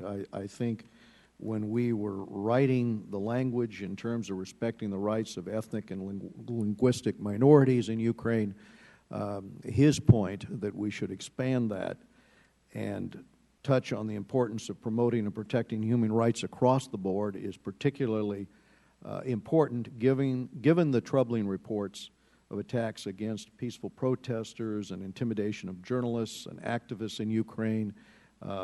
Protecting the fundamental human rights of all individuals are going to be successful to are going to be essential to a successful democracy there in Ukraine, and I therefore thank the gentleman again for his contribution. Mr. Kinzinger. Well, thank you, Mr. Illinois. Chairman. You have a situation right now where you have a armed force, whether shots are fired or not, you have an armed force walking into a sovereign nation and tearing a sovereign European country apart. I don't know in any way why anybody on this committee would defend that, would call that some kind of self-determination, would call that anything but an aggression and a rebuilding of the Soviet Union. I think it is completely legitimate to go after corrupt officials in Russia. My friend from California is very quick to go after corrupt officials in Afghanistan every time the issue of Afghanistan comes up, and it, in fact, becomes the impetus for the argument about why we should pull out of Afghanistan. I also would like to remind folks that have talked about, the issues all around the globe. I agree China is a major threat to the United States and probably one of our chief competitors in the world, with the exception, of course, of al-Qaeda and global terrorism. But I would remind everybody that China has yet to invade a neighbor in the way that Russia has invaded Georgia, is invading Ukraine, is ready to rebuild the Soviet Union. And the second we see China do that, I think we ought to also respond very strongly. And a lack of strong response here will mean that China is more likely to do just that exact thing. And then I wanted to address the issue of Assad, because I think this is a big issue. Assad has murdered almost 200,000 of his own people.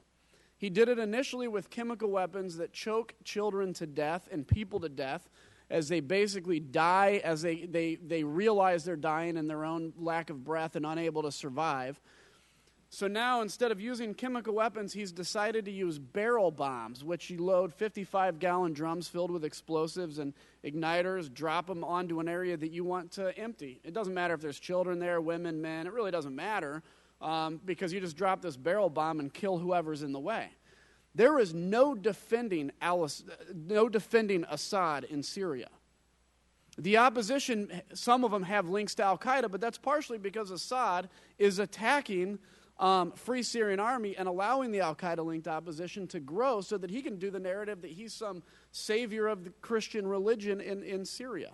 So I think all of the Russian influence we're seeing in Syria, the rebuilding of the Soviet Union that we're seeing going on right now, I think it is essential, and I thank you, Mr. Chairman, for your leadership. It is essential that we react very strongly to this, because the lack of doing this will not only mean that Russia is going to continue to push the lines, it's going to continue to claim ethnic minorities everywhere that surrounds it. The Baltics are next, right? Moldova's next. They can claim that they're a Russian interest anywhere. But it is not acceptable. And if we see what's going to happen, China can take the same impetus if we stand by. Mr. Chairman, I yield back, and I thank you. Thank you. We go down to Mr. Smith, who worked to include good language on community-based and faith-based organizations in this Ukrainian civil society thrust in the bill. And thank you for including it, Mr. Chairman. And I just want to make a very brief point, again, to my good friend, Mr. Rohrabacher. You contrast this legislation and this effort with the Iran Sanctions Act championed by Ileana Ros-Lehtinen and many others, but she was the leader, which targeted the entire populace of Iran. This is targeted, it is modest, it is proportionate, it holds harmless the Russian people while picking out those who have committed egregious acts of corruption and violence. And my friend from California is right. Yanukovych won a free and fair election in 2010. He won it against Yulia Tymoshenko. I've actually chaired hearings and heard from her daughter because she was then unjustly imprisoned after the fact by Yanukovych. Yanukovych, unfortunately, was in a race to the bottom, corruption-wise, as well as repression. During the Maidan demonstrations, he actually sent out his bully boys. When people were wounded on Independence Square, they would follow people who were wounded to the hospital, and then they would disappear, presumably tortured and killed and never to be heard from again. That's where the faith-based organizations, Mr. Chairman, in one of their many acts of bravery, stepped in and actually opened up the monasteries and the churches as a place of refuge, brought in nurses and doctors, and denied access to Yanukovych's bully boys and said, "You're not coming in." So they were right there throughout all of this. But again, this legislation is all about targeting. And I would remind my colleagues, I wrote the Belarus Democracy Act in 2004, 10 years ago. It targeted Lukashenko, who until recently was known as the last dictator of Europe. He has a despicable regime. I have met with him in Minsk. This man tortures his bully boys, like Yanukovych's, are known for their use and employment of torture against the civil society and especially against those who are in the opposition. We've tried to do this with China, I say to my friend and colleague. I offered legislation that is law today that has been absolutely unimplemented, first by the Bush administration and now by the Obama administration, that targets people who commit repressive acts in the People's Republic of China. So this idea of targeting individuals is not new. It is certainly with precedent. It holds harmless to general population of these countries. It says we're going after the offenders, those who have committed acts of human rights abuse and violence and the like. So I think this is an excellent bill. It is a modest bill, and again, it is proportionate. Goes after those who are committing The gentleman yield misdeeds. for a question. I'll be happy to yield. You just mentioned the targeting of your legislation, the targeting of individuals in China who are engaged in corrupt practices. Am I not a co-sponsor of that bill? Yes, you are. And one of them is already law. It passed in the year 2000. Right. And let me just note that what we're discussing here is the fact that we are not enforcing that law, but yet we now want to enforce a law like this on people who are equally corrupt. And let me just note, I would in no way try to defend these people who run Russia as being anything but corrupt officials. But the fact is that they will be the ones who we will enforce this notion on. And thus, if you are the only one in the world who ends up having such a standard enforced, is there some reason not for them not to think that we are going to war with them? Well, I would say to my friends, the with enforcement even of the Magnitsky Act has been shoddy and spotty, as the gentlelady from Florida pointed out, and there is language in this bill that calls for an expansion of that list, because there are people who have committed horrific deeds that are not on the list. So we're calling on the administration to do a better job with that which is already law as it relates to Russia, as it relates to China, although that's not the context of this debate, and to say with regards to the Ukraine, and as the chairman pointed out so well, this not only applies to the Russians who have committed misdeeds, but also to the Ukrainians. And I thank my friend. Thank you. Mr. Vargas from California seeks recognition. Thank you very much, Mr. Chair. I appreciate it. I wasn't going to speak. I think it is important that we have a robust discussion, and I think the discussion here today has been fascinating. The only thing that I would want to add is this, that it is dangerous when we canonize a strong man. And I think that some of the language that I heard today about Putin filling the churches in Russia and somehow unifying people around the Russian area is dangerous. We've seen this in the past, where a strong man comes to power, he's held up by his own people, and then begins to almost become a otherworldly figure around the world. This is very dangerous, and I hope we don't lose sight of that. And again, some of the language that I heard today, canonizing Putin in that way, I think is dangerous. I just wanted to mention I do support the measures before us. Thank you. Are there any other second degree? Mr. Grayson. Thank you, Mr. Chairman. This bill, in terms of what it does, not what it says, but what it does, essentially seems to accomplish two things. One is that it increases aid to the Ukraine. The second is that it imposes sanctions on some class of individuals who are powerful individuals in Russia. And the manager's amendment specifically goes to some substantial lengths to strengthen the part of the bill that imposes sanctions on individuals in Russia. I'd like to hear from the proponents of this bill and this manager's amendment exactly what they think will be different in the real world as a result of the passage of this bill. I don't want to sound flip, but I will tell you that we weren't expecting Putin to visit Disney World anytime in the near future. So the fact that this bill prevents him or some of his colleagues from doing so doesn't seem to me to be reflective of anything that would actually affect their motivations, much less affect their actions. And that concerns me. I understand that as a committee, as a Congress, there's only so much that we can do to affect a situation so far from our shores. In fact, I think that that's true in general, that there's a very narrow limit to what we can accomplish when dealing with foreign policy as a whole. But I do want to hear what it is that this bill, the passage of this bill and this manager's amendment will do that will be different, that will actually make a difference and affect the motivations of people who are in charge in Russia. I thank the gentleman. Would he yield? Yes. I appreciate that, Mr. Grayson. The people wielding power in Russia are not just the officials in that country. The people who have enormous power there are people who have stolen enormous amounts of money. They have basically taken resources because of their political pull, because of their closeness with President Putin. But they have transferred a lot of that wealth offshore. They are susceptible because they do like to travel abroad, and they do like to move their money out of the country. They are susceptible to pressure if we apply smart sanctions.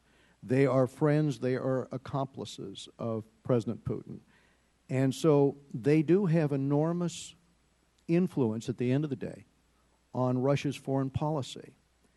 And the combination of Putin's concentration of power, not just for his own advantage, but for the advantage of these individuals who have this wealth at risk, the combination of repression against the people and against the political rights of all Russians, and the theft, if you think about it, the theft of Russia's wealth through corruption, have resulted now in an authoritarian system that is pursuing an aggressive foreign policy, one that has started in the Ukraine but may not end there on the basis of President Putin's last speech to the Duma.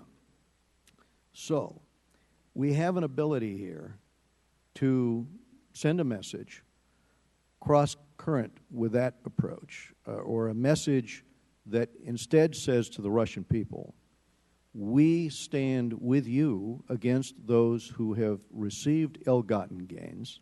In particular, these individuals have benefited, as we know, from the dissolution of rule of law in Russia.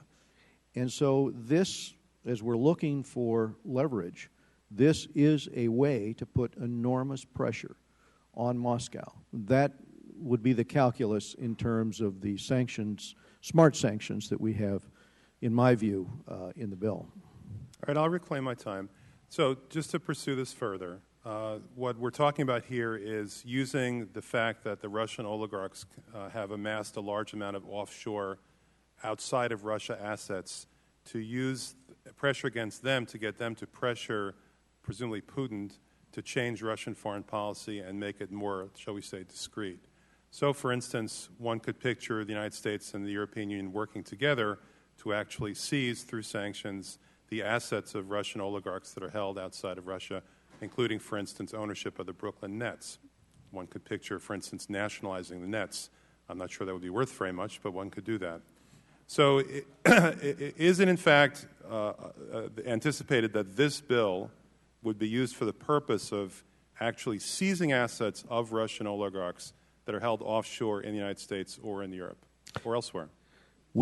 Our president will be meeting with heads of state in Europe to discuss next steps, but this would give the president the ability to freeze those assets. And I would argue that the specter of those assets being freezed will focus the mind of those close to President Putin. This is not as confrontational as other approaches that might be suggested, but it is one that I think is effective because the amount of wealth we're talking about, the amount of ill-gotten gains, and the amount of influence that these people have is truly disproportionate.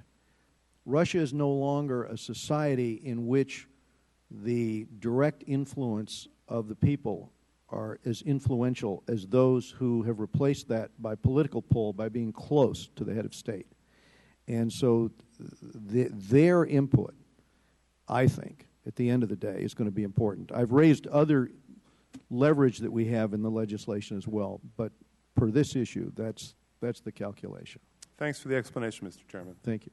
We go now to Mr. Connolly.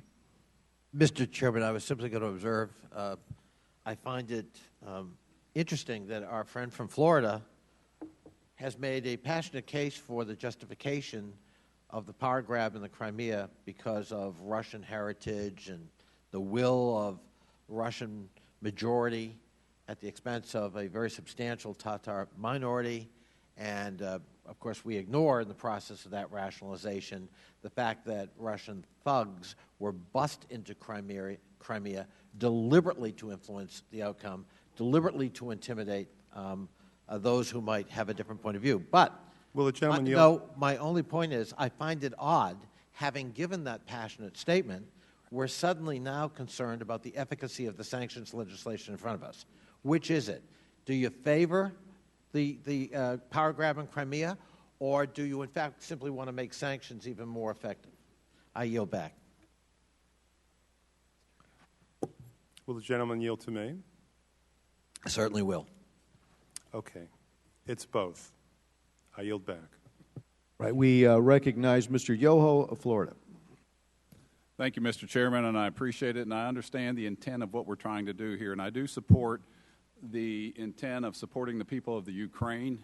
However, I think the process that we're going through is a little bit misguided, and what we're talking about is, Russia stepping up and showing their power.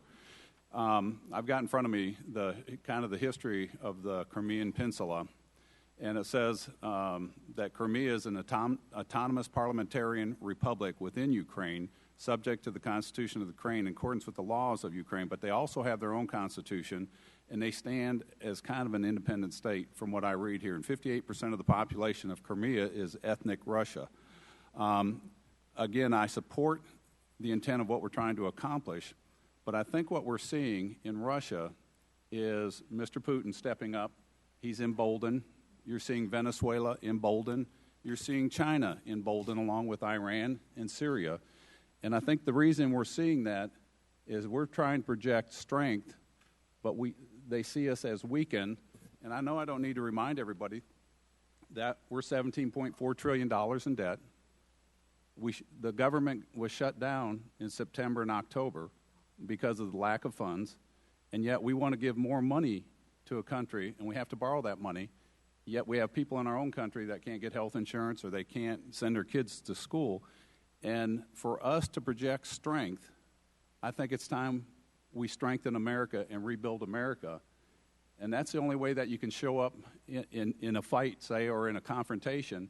You can't show up when you're hemorrhaging, and I think the rest of the world knows we're hemorrhaging. And so, I support what we're trying to accomplish. And I need to, just for information to pass this out, that we gave the Ukraine over $102 million last year, and we've committed or obligated $3.6 billion since 1990 to help them do all the things that we should have been monitoring that has brought us to this point. And to go forward and saying money's the solution without being from a point of strength, I think is erroneous, and I just think it sends the wrong message that we can solve this problem. Will the gentleman yield? Strong. Yes, sir, I will. Okay. This bill only addresses already appropriated fiscal year 14 funds, not any new money. What we're doing in this legislation, for the members' edification here, is we're prioritizing and moving the funding that was appropriated, specifically focused on what we can do on democracy building in the Ukraine here with respect to taking such issues as the Overseas Private Investment Corporation, which pays for itself, but we're giving it added impetus for those businesses that are going to invest there. The OPIC insurance policy will stand behind those businesses and other funding to build civil society with respect to the training of law enforcement and so forth. The gentleman yield back? I will. On page 6 of this bill, it says Congress finds the following. The Ukrainian economy is weak and vulnerable. And then it goes on to say a financing gap within the government of Ukraine is estimated will amount to $35 billion over the next 2 years. That's deficit spending. And a large underground economy has developed. This economic condition undermines, and I want to emphasize this economic condition undermines democratic prospects in the Ukraine. Again, we're at $500 billion in deficit, and it's soon to return to $1 trillion because of our economy. And it goes on to say, years of poor economic management and performance have undermined and may continue to undermine political stability and unity within Ukraine. Well, the gentleman would yield. I just need to. We could almost be talking about the United States on the way this is forming, poor economic management and performance. So, yes, sir. Yes. I think when the gentleman reads that statement, it sounds as though this measure would appropriate $35 billion. That is not.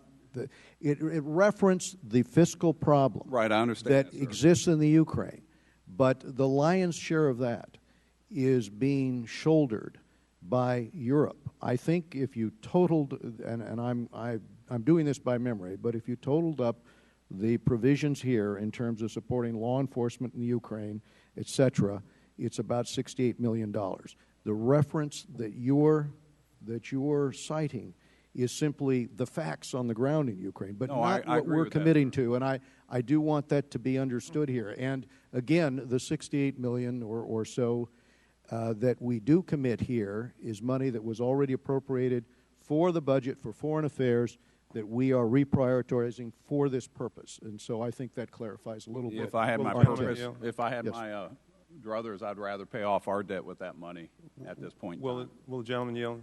I'm out of time. It's up to the chairman. I ask for unanimous consent, Mr. Chairman. Yes, absolutely, Mr. Grayson. Thank you very much. My reading of the bill, Congressman Yoho, is that we're actually taking money from the Pakistani aid budget and putting it into the Ukraine aid budget instead. So rather than stealing from Peter to pay Paul, we're actually stealing from Paracha to pay Pavel. I yield back. And I believe, if I could, would the gentleman yield? Yes. In terms of that portion of the budget, I think it's broadcasting in Pakistan that we're taking the funds and applying it here, for the record. Now, are there any second-degree amendments to the manager's amendment? Hearing no second-degree amendments, the question occurs on the manager's amendment. All those in favor say aye. Aye. All those opposed, no. No. In the opinion of the chair, the ayes have it, and the manager's amendment is agreed to. And I would now like to call up en bloc. This is a number of amendments from colleagues on both sides of the aisle that were sent to your offices last night. They're in your packets this morning, so I'm going to ask unanimous consent that the following items be considered en bloc. Grayson, Amendment 232. Keating, Amendments 27 and 28. Lowenthal, Amendment 23. Messer, Amendment 120. Without objection, so ordered. Do any members seek recognition to speak on the en bloc amendments?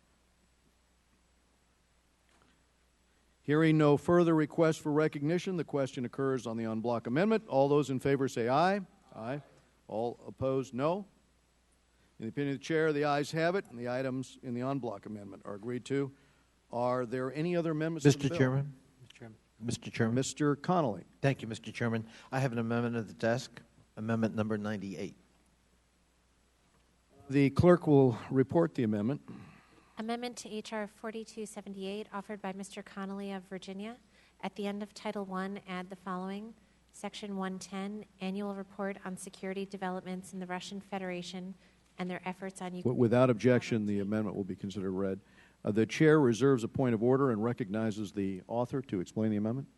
I thank the chair. And I think this amendment's been provided both to the chairman and the ranking member for their consideration and clearance.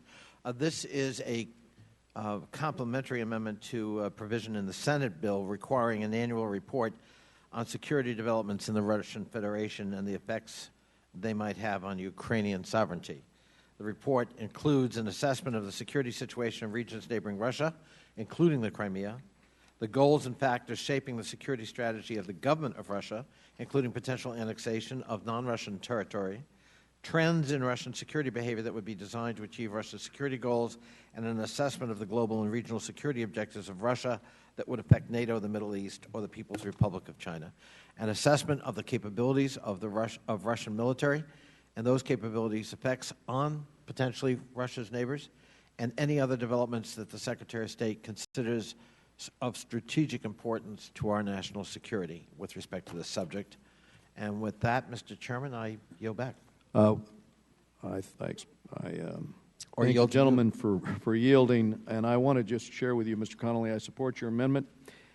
Given Russia's continued aggression toward Ukraine, which may yet extend to other countries in the region, I think this report would be very useful in helping to gauge the potential impact from the future development of Russia's armed forces and from its foreign policy, and therefore I would support its inclusion. I thank the chair. Do any other members seek recognition to speak on this amendment? Hearing no further requests for recognition, the question occurs on the amendment. All those in favor say aye. Aye. All those opposed, no. In the opinion of the chair, the ayes have it. The amendment. Mr. Duncan. Mr. Chairman, I have an amendment at the desk. The clerk will read the amendment. Number 46. Amendment offered by Congressman Jeff Duncan of South Carolina to H.R. 4278, the Ukraine Support Act. Section 2.8, following, quote, increased natural gas exports and energy efficiency, end quote, insert, quote, in Ukraine, which could be greatly enhanced by the advances in energy extraction and exploration technologies, end quote, should read, quote, to support energy diversification initiatives to reduce Russian control of energy supplies to Ukraine and other European countries, including United States promotion of increased natural gas exports and energy efficiency in Ukraine, which could be greatly enhanced by the advances in energy. Without objection, the amendment will be considered as read, and the chair reserves a point of order, recognizes the author, Mr. Duncan, to explain the amendment. Okay. Thank you, Mr. Chairman. I applaud the efforts of Chairman Royce and Ranking Member Engel in drafting this bipartisan legislation in support of Ukraine. It really comes down to what side of history do we want to be on? When this is rewritten, do we want to be folks that, members of Congress and Americans that support a sovereign nation in facing aggression that harkens of the Cold War? And so I believe that we should use every tool in the toolbox to support like-minded nations like Ukraine. I support this legislation, but I believe the U.S. could do better to support the efforts and reduce Russian control of energy supplies to Ukraine and other European countries by increasing cooperation on energy extraction and exploration technologies such as hydraulic fracturing. This actually is larger than just Ukraine, because Europe is looking west to the U.S. We talked earlier about the LNG exports to lessen European dependence and Ukrainian dependence on Russian sources of energy. Today, Ukraine is heavily dependent on Russia for its source of energy. In the past, about 80% of Ukraine's oil and natural gas came from Russia. And according to the EU Energy Commissioner, in 2012, about 60% of Russian natural gas headed Europe went through the Ukraine, pipelines that go through the Ukraine. It's total dependence on Russia, and that concerns our friends on the other side of the Atlantic. Russia has used this leverage twice, in 2006 and in 2009, to cut off the gas supply to Ukraine. Again, it's used this leverage twice to cut off the gas supply to Ukraine. In today's volatile situation, Russia has considerable leverage over Ukraine through its energy capabilities. According to a recent Forbes article, Ukraine could hold more than 40 trillion cubic feet of recoverable shale gas. That's a move toward energy independence if they can harvest those resources to use those within the Ukraine. With the incredible growth in U.S. natural gas resources, particularly from shale gas, with growth up 72% since 2000 and 49% since 2005, I believe that the U.S. and Ukraine should consider the benefits of energy extraction and exploration technologies on how to increase our cooperation to use U.S. expertise in fracking to help meet Ukraine's needs to develop this capability. We're not forcing this technology on Ukraine. They have asked for it. Businesses are willing to get involved, and last year Ukraine signed a natural gas exploration deal with both Royal Dutch Shell and Chevron. This is something Ukraine wants. This is something, technology that we have. Regardless of where you come down on the political spectrum with regard to hydraulic fracturing, we're talking about Ukraine's, as a sovereign nation, wanting to pursue this. In essence, we often say that it does more good to teach a man to fish rather than simply give him a fish. Well, I believe it will be more sustainable for Ukraine in the long run if we apply this same principle. And with that, Mr. Chairman, I think we should support this amendment, and I urge the colleagues to support. And with that, I'll yield back. Thank you. Do any other members seek recognition to speak on the amendment? I'm looking for baseball signals. Mr. Grayson and Tulsi, and over here. Mr. Grayson is recognized. Thank you, Madam Chair. I'd like to ask a few questions of the gentleman from South Carolina, specifically regarding the second part of his amendment. Why does the gentleman think it would be constructive for this Congress to tell the Ukrainian Congress what it should be passing or not passing? Well, what we're doing is trying to give them the ability to have access to the hydraulic fracturing technology.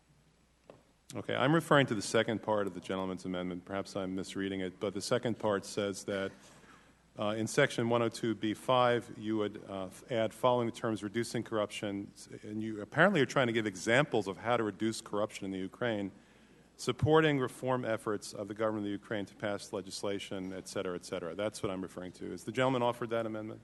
I have that amendment coming up next. Oh, that's coming up next. Yes, sir. That's okay. That would be Amendment 45. We're on 46. All right. Then I'll yield back. Thank you very Yes, much. Yeah. Did you want to speak to this amendment, Mr. Sherman? Yes. I rise in cautious opposition to this amendment simply because we're going to spend all day tomorrow talking about energy exports. Then our subcommittee is going to have, and the gentleman is welcome to come and participate, I'm sure, in hearings, I think, a day after that on petroleum exports from the United States. There's no reason to put in this resolution and this bill things that divide Americans, things that raise hot-button issues about environment and energy. And we ought to be focused as narrowly as possible on the Ukraine. Now, I will say this, your amendment does only a little bit to affect what is already in one sentence of the bill. But as for the idea that we need to focus on this now, we could do that in a separate bill months from now, weeks from now. As to petroleum, no amount of effort in the United States is going to have a significant impact on the worldwide price of petroleum. As to natural gas, they pay in Germany $10 roughly a unit, in Japan $16. Unless the gentleman has become a socialist, and I'm confident that he is not, he proposes that all of this energy development and export is going to be done by private companies who are going to sell for 16 rather than for 10. And so we may tomorrow have an interesting debate. Japan has mothballed all of its nuclear electric generation facilities. It is buying a huge amount of natural gas, and maybe that natural gas could come from the United States. But what does that have to do with the Ukraine? Whether we export natural gas, how much we drill, is an interesting issue. That's why I'll be here tomorrow. To think that if only we developed more natural gas in the United States, our private companies would choose to sell it to the Ukraine for much less than Japan will pay for it, seems unlikely. The Ukraine buys virtually all of its natural gas without it having to be liquefied and regasified. Japan, being an island, has to have its natural gas liquefied. Then it has to turn it back into gaseous state at great cost. So I don't see a reason for this resolution to focus on a red-button, hot, partisan, environmentalist versus economic development, energy issue, and for that reason would oppose the amendment. I yield to the chairman. I take the gentleman's point, but if we think through another alternative, what if we were to use the permitting process on LNG as basically a strategic asset for foreign policy? And what if we were to, just for sake of argument, grant that permit on the condition that the export, in this particular case, go to Eastern Europe or Ukraine? Because our situation is this right now. We are flaring gas because of a glut. We're capping wells. It seems to me that, and again, I'm moved somewhat by the arguments that our chairman of the Joint Chiefs made about using this as a strategic asset. I understand your point that if we opened this up and it was simply the argument that you were to expand to every market in the world, but what if we reached some kind of compromise on the idea that the additional increase in the export of LNG would be for a national purpose? Now, it would have the added benefit of increasing it would actually increase the deficit for Russia if we did that. It would decrease our deficit if we did that. It would create more jobs in the gas and oil industry here in the United States if we did it. But I just raise it for your reclaiming my consideration. non-existent time. Yeah. I think that's an interesting issue to discuss tomorrow. Yes. It doesn't have to be dealt with in this bill. It will raise even some questions on the right as to whether we should tell a landowner who wants to drill for natural gas, export that natural gas to Japan and get paid $16 per unit for it, that we're not going to let that landowner do it. We're not going to let that oil company do it. They're going to have to sell to Ukraine for $9 a unit or $10. That's a discussion for tomorrow. I hasn't hesitated to criticize people in my own party over in the other body for not moving as quickly as possible to help the Ukraine. So far, not a single piece of legislation has been signed by the President on the Ukraine. And Crimea has been invaded, seized, and annexed. I would like this bill to go forward, and I look forward to tomorrow's hearings and what you're proposing. And I also think that, speaking of seizing territory, I think we should seize the jurisdiction of the Energy and Commerce Commission, committee, so that we're in a position to decide not only whether or not energy is developed and under what conditions, but to whom it is sold. And there's one kind of naked aggression and power grab that I'm in favor of, and that's it. Will the gentleman yield? Will the gentleman yield? I yield back to the chairman. I appreciate the gentleman for yielding. It is our responsibility to set broad parameters on foreign policy. I do think this is a case where an absolutist position is probably not going to prevail. Either the absolutist position that all permits be granted or the position that none be granted. I do, however, think it is worth contemplating this concept originally raised by the chairman of the Joint Chiefs, that additional permits granted be in our foreign policy interest. And this is something that I think as the weeks unwind here is worthy of consideration, because it might be a way to bridge the divide. I think Mr. Meeks was seeking recognition. Thank you, Mr. Chairman. I just wanted to, join in with Mr. Sherman. I've heard your idea, and it is something that is intriguing to me, because I've been going back and forth as to what we should do, and I know talking to some individuals within my district and making sure that I have foreign policy considerations also.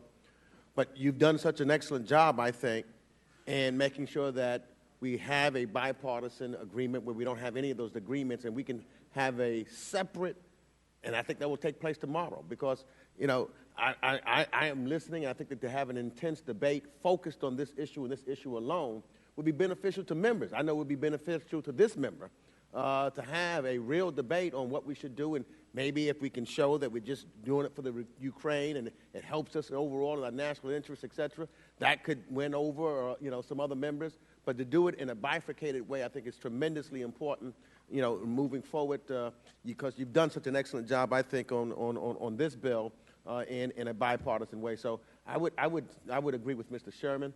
Let's debate that tomorrow. And I am intrigued by what the chairman has indicated, setting as an example of how we could do it, and would love to hear more and have further debate in that regards. But I think that it should not be included in this bill. Will the gentleman yield? Mr. Duncan, if I could first explain Mr. Duncan's amendment very succinctly so that there's a full understanding. To support energy diversification initiatives to reduce Russian control of energy supplies of Ukraine and other European countries, including the U.S. promotion of increased natural gas exports and energy efficiency in Ukraine, which could be greatly enhanced by the advances in energy extraction and exploration technologies. This specifically is what Mr. Duncan is proposing. The one advantage of the language we have in the underlying bill is that, frankly, it is so broad it goes to the concept. As you correctly identify, and as the gentleman from California has stated, The specifics of this will be debated tomorrow. All I'm attempting to do here is to advance the argument that the focus should be on Ukraine to the extent that we can increase, energy independence in Ukraine. I don't really believe at the end of the day that is that debatable or divisive an issue. I think when you get into the specifics in energy and commerce, that's where the argument is going to occur. And if I were on that committee, that's where I'd be advancing the arguments I just made with Mr. Sherman, and one which at the end of the day, Mr. Sherman, I suspect, might agree with me on. But that is not for the debate here and now. I concur. But the language we're using here, I just don't see it as that objectionable because it is so broad-based. It goes to the intent basically to leverage Russia. And with that, I should yield finally to Mr. Duncan to well, Mr. Chairman, you explain made his the amendment. points that I was going to make, so I really don't need to say anything further than Russia wants to control the Ukraine territory. They have the ability to control the Ukraine energy sources. Just the nature of where we are with the natural gas and petroleum coming into Ukraine supplied by Russia. This would give diversification for the sovereign nation of Ukraine to possibly go after its own resources, be energy dependent, lessen its dependence on Russia, and really support its own sovereignty with regard to energy security. And so with that, I appreciate the comments of the Chairman. I'll yield back. And as I see it, enhancing cooperation with our European allies on advances in the technology and the energy field, that's going to provide the opportunity to increase those supplies. That's going to undermine, at the end of the day, President Putin's ability to leverage his energy supplies for increased political influence. And so I support the amendment. But I think Mr. Cicilline wanted to speak on this issue. Just a question, Mr. Chairman. I know this issue was raised when we considered the earlier resolution. Yes. And I don't think anyone is suggesting diversification is not a sound policy, but that's actually not what the amendment does, as I read it. It adds language that says, the sort of important language, which would be greatly enhanced by the advances in energy extraction and exploration technologies. We hadn't had any discussion about that. That's actually what the amendment says. It adds that language, and I think for precisely the reasons my colleagues on the other side, on the top tier, mentioned, this is going to invite a much broader debate between environmentalists and the industry about advancements in energy extraction and exploration technologies. And I frankly think it raises the danger that in this moment, when we should be speaking with a very unified voice, it's bringing into this discussion not energy diversification. I think that's already in the underlying manager's amendment, but new language about great advancements in energy extraction and exploration technologies. And I with the gentleman yield. It doesn't say what that technology is. It's just saying that it's a statement, which would be greatly enhanced. And surely it would. It would be greatly enhanced. Their diversification initiatives would be greatly enhanced by energy extraction and exploration technologies, regardless of what those may be. If the U.S. has the ability to help the Ukraine become energy independent, regardless of what those extraction techniques or exploration technologies are, we should be open to giving those to the Ukraine should they ask for them. And I think it's just a statement there at the end. Yeah, reclaiming my time. That may well be the intention. I'm just suggesting that using this language is going to likely to invite the kind of debate that I think that undermines the importance of doing this in a unified, bipartisan way. And with that, I go back to the With the gentleman yield, Mr. Cicilline, the language, I guess I'm looking at this very legalistically, but the language says in Ukraine, which could, fortunately says, which could be greatly enhanced by the advances in energy extraction and exploration technologies. Does that give you any comfort? It's basically a statement of fact, in other words, in which we say it could be. That's the actual amendment. Not his explanation of the amendment, but, but the actual underlying I've had the benefit of this discussion during this hearing, and it doesn't give me grave concern. What I'm saying is that language, without a lot of discussion around it, I fear is likely to raise the kinds of concerns that will cause people not to support this, and I think that would be very bad. That's the reason I raise it. Mr. Kinzinger. Thank you, Mr. Chairman. As I dealt with a week ago when we talked about this, I am a huge supporter of the idea of exporting our natural gas, playing a counter to Russia. I'm a huge supporter of what the gentleman from South Carolina is trying to do here. But this has been weeks, and we are finally getting a bill out. And I'm glad, and I commend the chairman on all his hard work to do it. But we saw the Senate getting mired down in a lot of issues, and I hope we don't do that here. For that reason, and I am completely supportive of the idea. I'm also on the Energy and Commerce Committee, so Mr. Sherman, we may have a little battle on the jurisdiction, but as a member of Energy and Commerce, we're talking about this. We're talking about this on the committee, and I am going to be on the side of helping Ukraine and become energy independent with the help of the United States.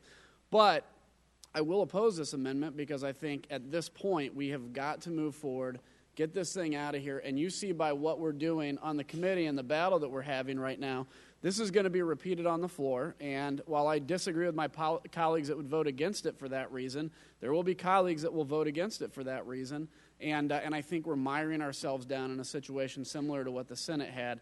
And I think, frankly, as the section reads already, increased natural gas exports and energy efficiency is actually pretty sufficient for what we're trying to do for this. Could I ask the gentleman, Mr. Kinzinger, if we attempted with Mr. Duncan and Mr. Cicilline to work out some kind of diversification language, could you see yourself free to this? Well, then let me go to the real question, which is to Mr. Duncan. Mr. Duncan, if we were to work with Mr. Kinzinger and Mr. Cicilline during the next half hour while we move forward with these amendments to try to get some type of language to the issue of diversification of energy for Ukraine, would that be permissible? Okay, then you'll withdraw the amendment pending. I'd withdraw the amendment at this time, and for the staff to work out language. And I would request have another amendment at the desk, amendment number 45. The clerk will read the amendment. Amendment to H.R. 4278, offered by Mr. Duncan of South Carolina. Page 8, line 5, insert before the period at the end of the following, quote, such as by supporting reform efforts of the government of Ukraine to pass legislation related to greater accountability for government officials, greater protection of private property, and increased transparency of government funds, end quote. Page 16, line 14, insert, quote, 4, the government of Ukraine should make greater efforts to secure the protection of classified information and military equipment, end quote. The chair is going to reserve a point of order and recognize the author to explain the amendment. Thank you, Mr. Chairman. Folks, Ukraine is effectively bankrupt. It needs at least $20 billion in aid to stabilize its finances. And although Ukraine and the EU signed an association agreement last week, Ukraine's financial situation, cultural polarization, and geographic divide alone present enormous challenges. Furthermore, Russia's invasion of the Crimea, capture of Ukraine's Belbek air base, and on March 22nd, and the seizure of a Crimean naval base yesterday add immense risk and volatility to the region. So while the U.S. must support those in Ukraine seeking greater freedom from Russian pressure, we also have a responsibility to the American people to require accountability and transparency of U.S. tax dollars. I'm concerned that the U.S. government is not prioritizing anti-corruption efforts in Ukraine strongly enough. In fact, on March 14th, representatives of Ukrainian public organizations and initiatives made some bold public statements to Parliament of Ukraine and a visiting bipartisan U.S. congressional delegation where they said it will be impossible to implement measures offered to Ukraine by the United States without a large-scale anti-corruptive strategy. The Parliament of Ukraine has yet to pass any law enabling new leaders of Ukraine to counteract corruption and change the system in the departments starting from now. So far, there are no guarantees that money received by new Ukrainian authorities before presidential election for reforming and actual reloading of the state will be used transparently and for their designed purposes. Ukraine must not receive a single cent from foreign partners until necessary anti-corruptive legislation will be adopted, and we, taxpayers who will repay these debts, often sufficient instruments of control over budget expenditures. All those were quotes from that meeting of last March 14th. My amendment is very simple. There are two sections that require the U.S. policy toward Ukraine must emphasize more strongly anti-corruption efforts by the government of Ukraine and urge the government of Ukraine to require greater accountability, protection of private property, and transparency. This amendment also urges the government of Ukraine to pass legislation to counteract corruption and secure the protection of classified information and military equipment, since there have been many problems with the protection of these valuable assets. Again, this amendment urges the Parliament in Ukraine to do these sort of things. To speak, I think, to the original question from the gentleman from Florida earlier, this is not mandating that the Ukrainian Parliament do anything. This is urging them to pass legislation related to greater accountability for government officials. I think part of the revolution that we saw in Ukraine recently and the running off, so to speak, of the existing president was part of that anti-corruption mindset. And so I would urge my colleagues to get behind this amendment and pass it. And with that, I'll yield back. Yeah, thank you, Mr. Duncan. I don't see this as being controversial because I think all of us agree that Ukraine must confront corruption head on. That's why the bill prioritizes a number of anti-corruption initiatives here, including in the initial statement of policy, including in the subsection dealing with other donors and international institutions. If you read through the section regarding the recovery of assets, and in the section imposing sanctions upon certain individuals and entities in the Ukraine that were involved in corruption, so adding this additional language with respect to the Parliament, et cetera, I think is... And that's correct. And I reclaim some of my time here. In any way. This is just really a statement of the sense of this Congress with regard to corruption, with regard to private information, classified information, military equipment. What should the Ukraine do? We are responsible American taxpayers. We're supposed to be good stewards of that money and to make sure that it's not given to a government that's going to continue corruption, that there is a democratically elected parliament that will address that would be a good thing, and this is a sense of Congress, so to speak. And with that, I'll yield back the balance. Do any other members seek recognition to speak on this amendment? Mr. Grayson. Mr. Chairman, I think that the bill as it is now actually takes appropriate steps with regard to corruption, the issue of corruption in Ukraine. I think this amendment does not. In context, what this does is this amends a part of the bill that describes the policy of the United States to work with other countries and international institutions to stabilize the Ukrainian economy while promoting critical needed structural economic reforms in the Ukraine, including, and then it lists a number of structural reforms, the last one being reducing corruption. I think that that actually is apt. I think that's sensible, and I think that that correctly describes the policy of the United States. I think that this amendment, if I may say this, butchers that provision by adding in a whole bunch of non sequiturs. What this does is it says that it's the policy of the United States to reduce corruption by, among other things, providing greater protection of private property. I don't see how that has anything to do with reducing corruption. In addition to that, the whole premise of this amendment is to do these things by passing legislation in the Ukraine. So I return to my original question. I don't understand why the gentleman from South Carolina thinks that the Parliament in the Ukraine needs pointers on how to deal with corruption in the Ukraine. Will the gentleman yield? I will yield to you with regard to a specific question. Can the gentleman tell us the existing state of law in the Ukraine, in other words, bills already passed by the Parliament to fight corruption, and what additional provisions the gentleman thinks are needed? Thank you, gentlemen. I point directly to the statements that I made earlier. On March 14th, the representatives of Ukrainian public organizations and initiatives made by some bold public statements to the Parliament of Ukraine and a visiting bipartisan U.S. congressional delegation where they said this, and you weren't in for this part of my testimony or opening statement, but it will be impossible to implement measures offered to Ukraine by the United States without a large-scale anti-corruptive strategy. These aren't my words. These were their words.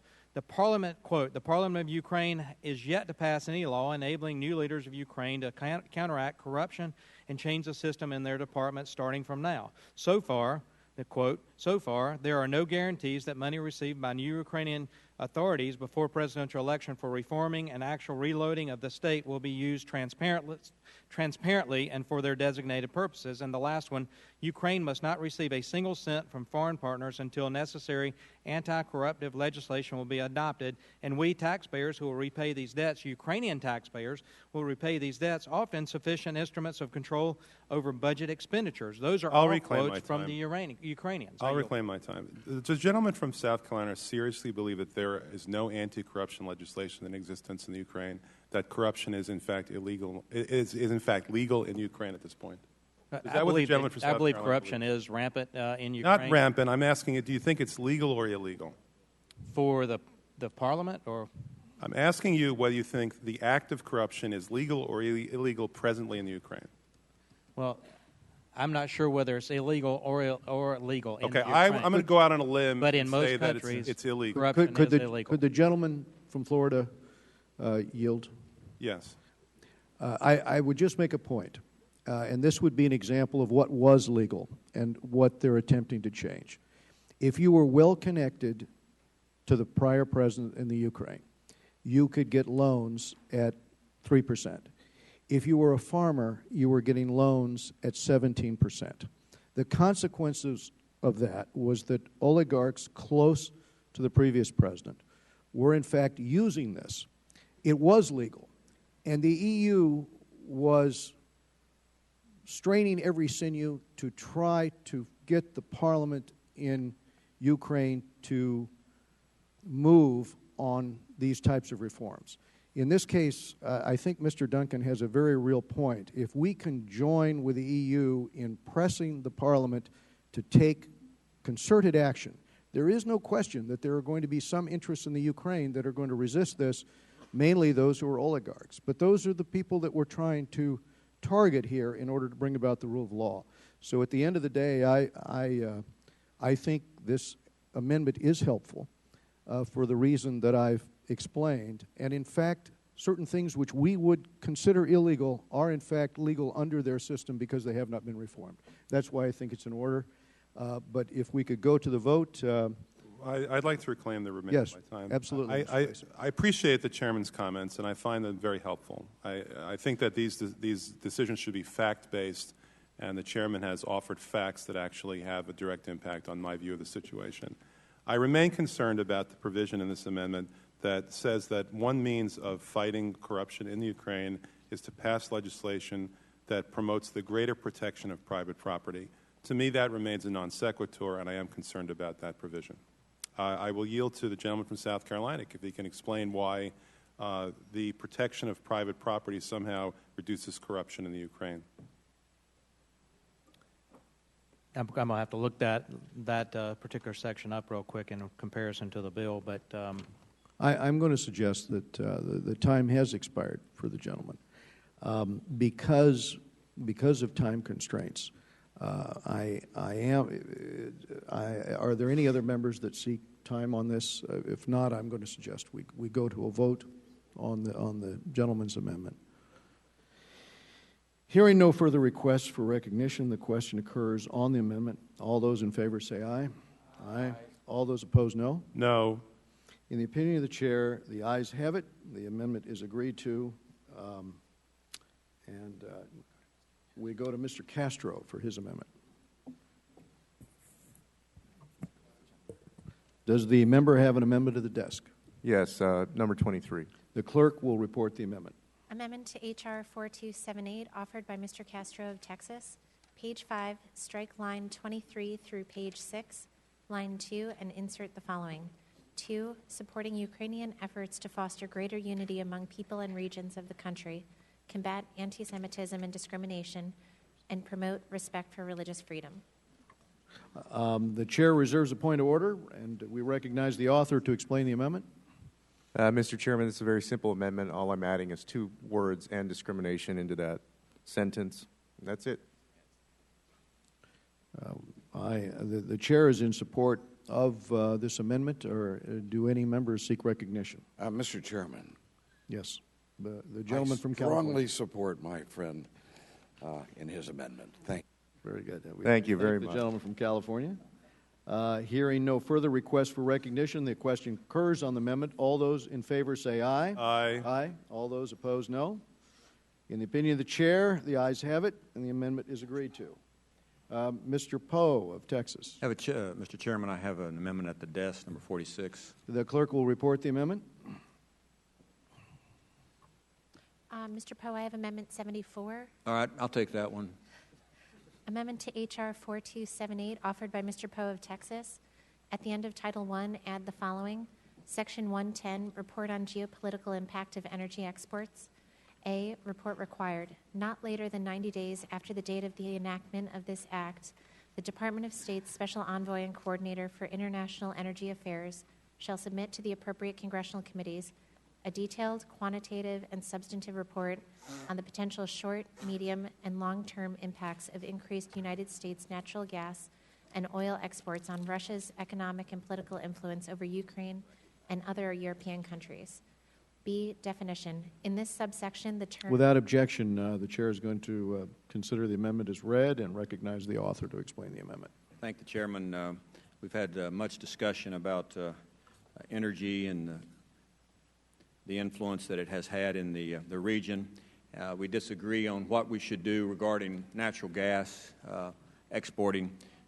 This simply requires that the State Department use its resources to prepare a study and report back to Congress whether it's a good idea or not for us to make a decision later on whether or not we should export energy to the region. So basically the amendment is very, very simple. Let's have some information given to us by the State Department. Would the gentleman yield? Certainly. I support this amendment. There were a number of amendments that Mr. Poe was considering offering. We worked with him on this amendment. This amendment is important, I think, to the Congress and to the administration that we have a strategic understanding of the potential for increased U.S. natural gas and oil exports to reduce Putin's stranglehold over Ukraine and Eastern Europe, and I think it speaks to just that issue. Mr. Engel. Yes, thank you, Mr. Chairman. I want to commend Mr. Poe. I support his amendment. I think it's important. I think this is something that is very relevant with the matters of discussion today, and I would urge my colleagues to support it. I'll yield back to Mr. Poe unless you want to go to a vote. I commend the gentleman for his amendment and the ranking member for his statement. Thank you. Without objection, we'll go now to a vote. Hearing no further requests for recognition. The question occurs on the amendment. Oh, go ahead. Who seeks recognition? Right after this, I do. Oh, okay. All those in favor say aye. Aye. All those opposed, no. In the opinion of the chair, the ayes have it. The amendment's agreed to. Recognizing the gentleman from Texas. Mr. Chairman, I have an amendment at the desk. The clerk will read the amendment. Amendment to H.R. 4278, offered by Mr. Stockman of Texas. Page 10, beginning on line 10, strike, quote, services to Russia, end quote, and insert, quote, that promotes democracy and government transparency in Russia, end quote. I'm going to recognize the gentleman to explain his amendment. This is just an amendment which will help facilitate, which I think all countries should want this amendment, transparency and promote democracy. And I'm going to yield to my friend from California briefly. I thank the gentleman for yielding to me, and I would just suggest that we've had a very good exchange of views here today, and I appreciate the leadership of the chair. And while I disagree with the bill, I certainly respect everyone's opinion and respect the leadership of the chair. Thank you very much. And I want to add one other thing in reference to one of our colleagues who mentioned that China does not occupy or has invaded. I just want to point out in 1991, this Congress adopted a resolution that said Tibet is an occupied territory, and I thought that would be relevant for the record. And I yield back the balance of my time. All right, so the language promotes democracy and government transparency in Russia when doing international broadcasting. Any other members seek recognition? If not, the question occurs on the amendment. All those in favor say aye. Aye. Opposed, no. In the opinion of the chair, the ayes have it. Mr. Chairman. Amendment is agreed to. Ms. Gabbard, I believe, is next. Thank you very much, Mr. Chairman. I have an amendment on the table. The clerk will read the amendment. Amendment to H.R. 4278, offered by Ms. Gabbard of Hawaii. Page 8, after line 3, insert the following and redesignate subsequent paragraphs accordingly. 5, promoting a robust, independent, and impartial judiciary, due process, and uniform application of laws. Page 13, line 5, after, quote, law enforcement, end quote, insert, quote, and the judicial system, end quote. Page 13, after line 12, insert the following and redesignate subsequent paragraphs accordingly. The amendment will be considered read, and we recognize the author to explain the amendment. Thank you very much, Mr. Chairman. There's been a lot of conversation today and in previous days about anti-corruption efforts. Our intent to offer assistance in bringing stability back to Ukraine in a variety of ways. This amendment highlights our intent to offer assistance in a necessary way, I believe, in forming a robust, independent, impartial judicial system. There are a lot of things that we can do to try to assist Ukraine in reforming their government, banking, energy, and sector arenas, but without an ability for them to hold people accountable and for the people of Ukraine to feel a sense of confidence in their judicial system and that there is a rule of law, then I'm afraid that these reforms will not be meeting their direct intent.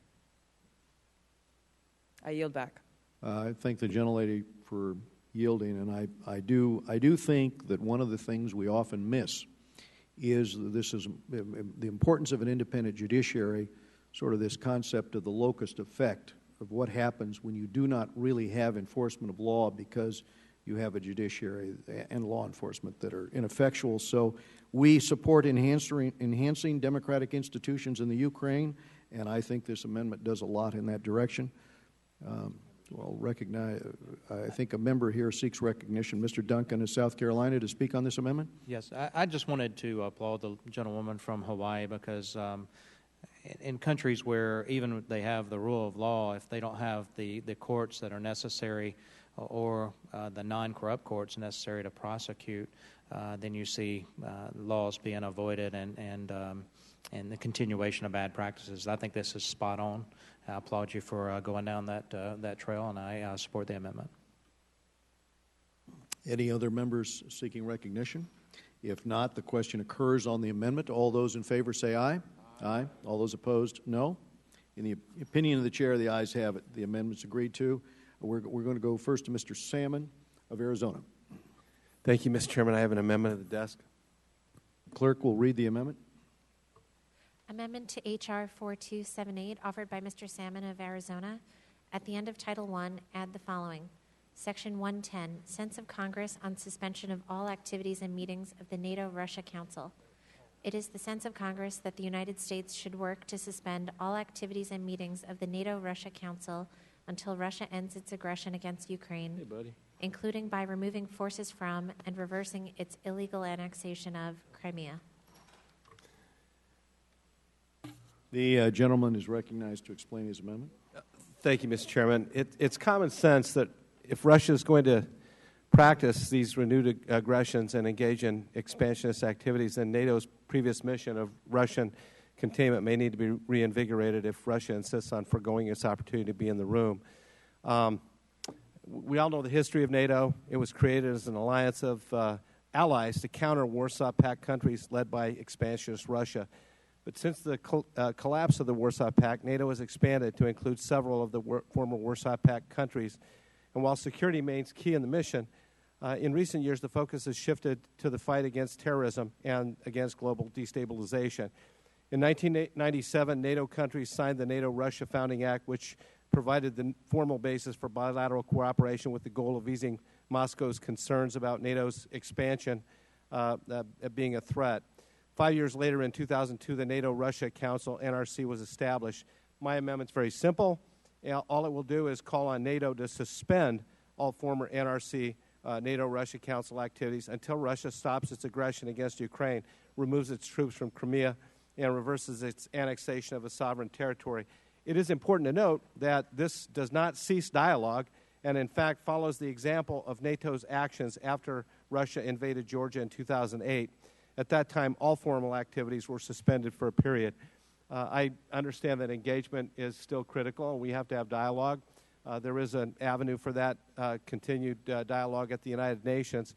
But as the President has begun escalating sanctions and looking for all the tools in the toolbox, I think that this would be a good addition. Thank you, Mr. Chairman. I yield back. So if I understand the gentleman, the language is to work for or work toward suspension. I noticed the NATO Secretary General Rasmussen raised the possibility of suspending the NATO-Russia Council, saying it can no longer be business as usual with Russia.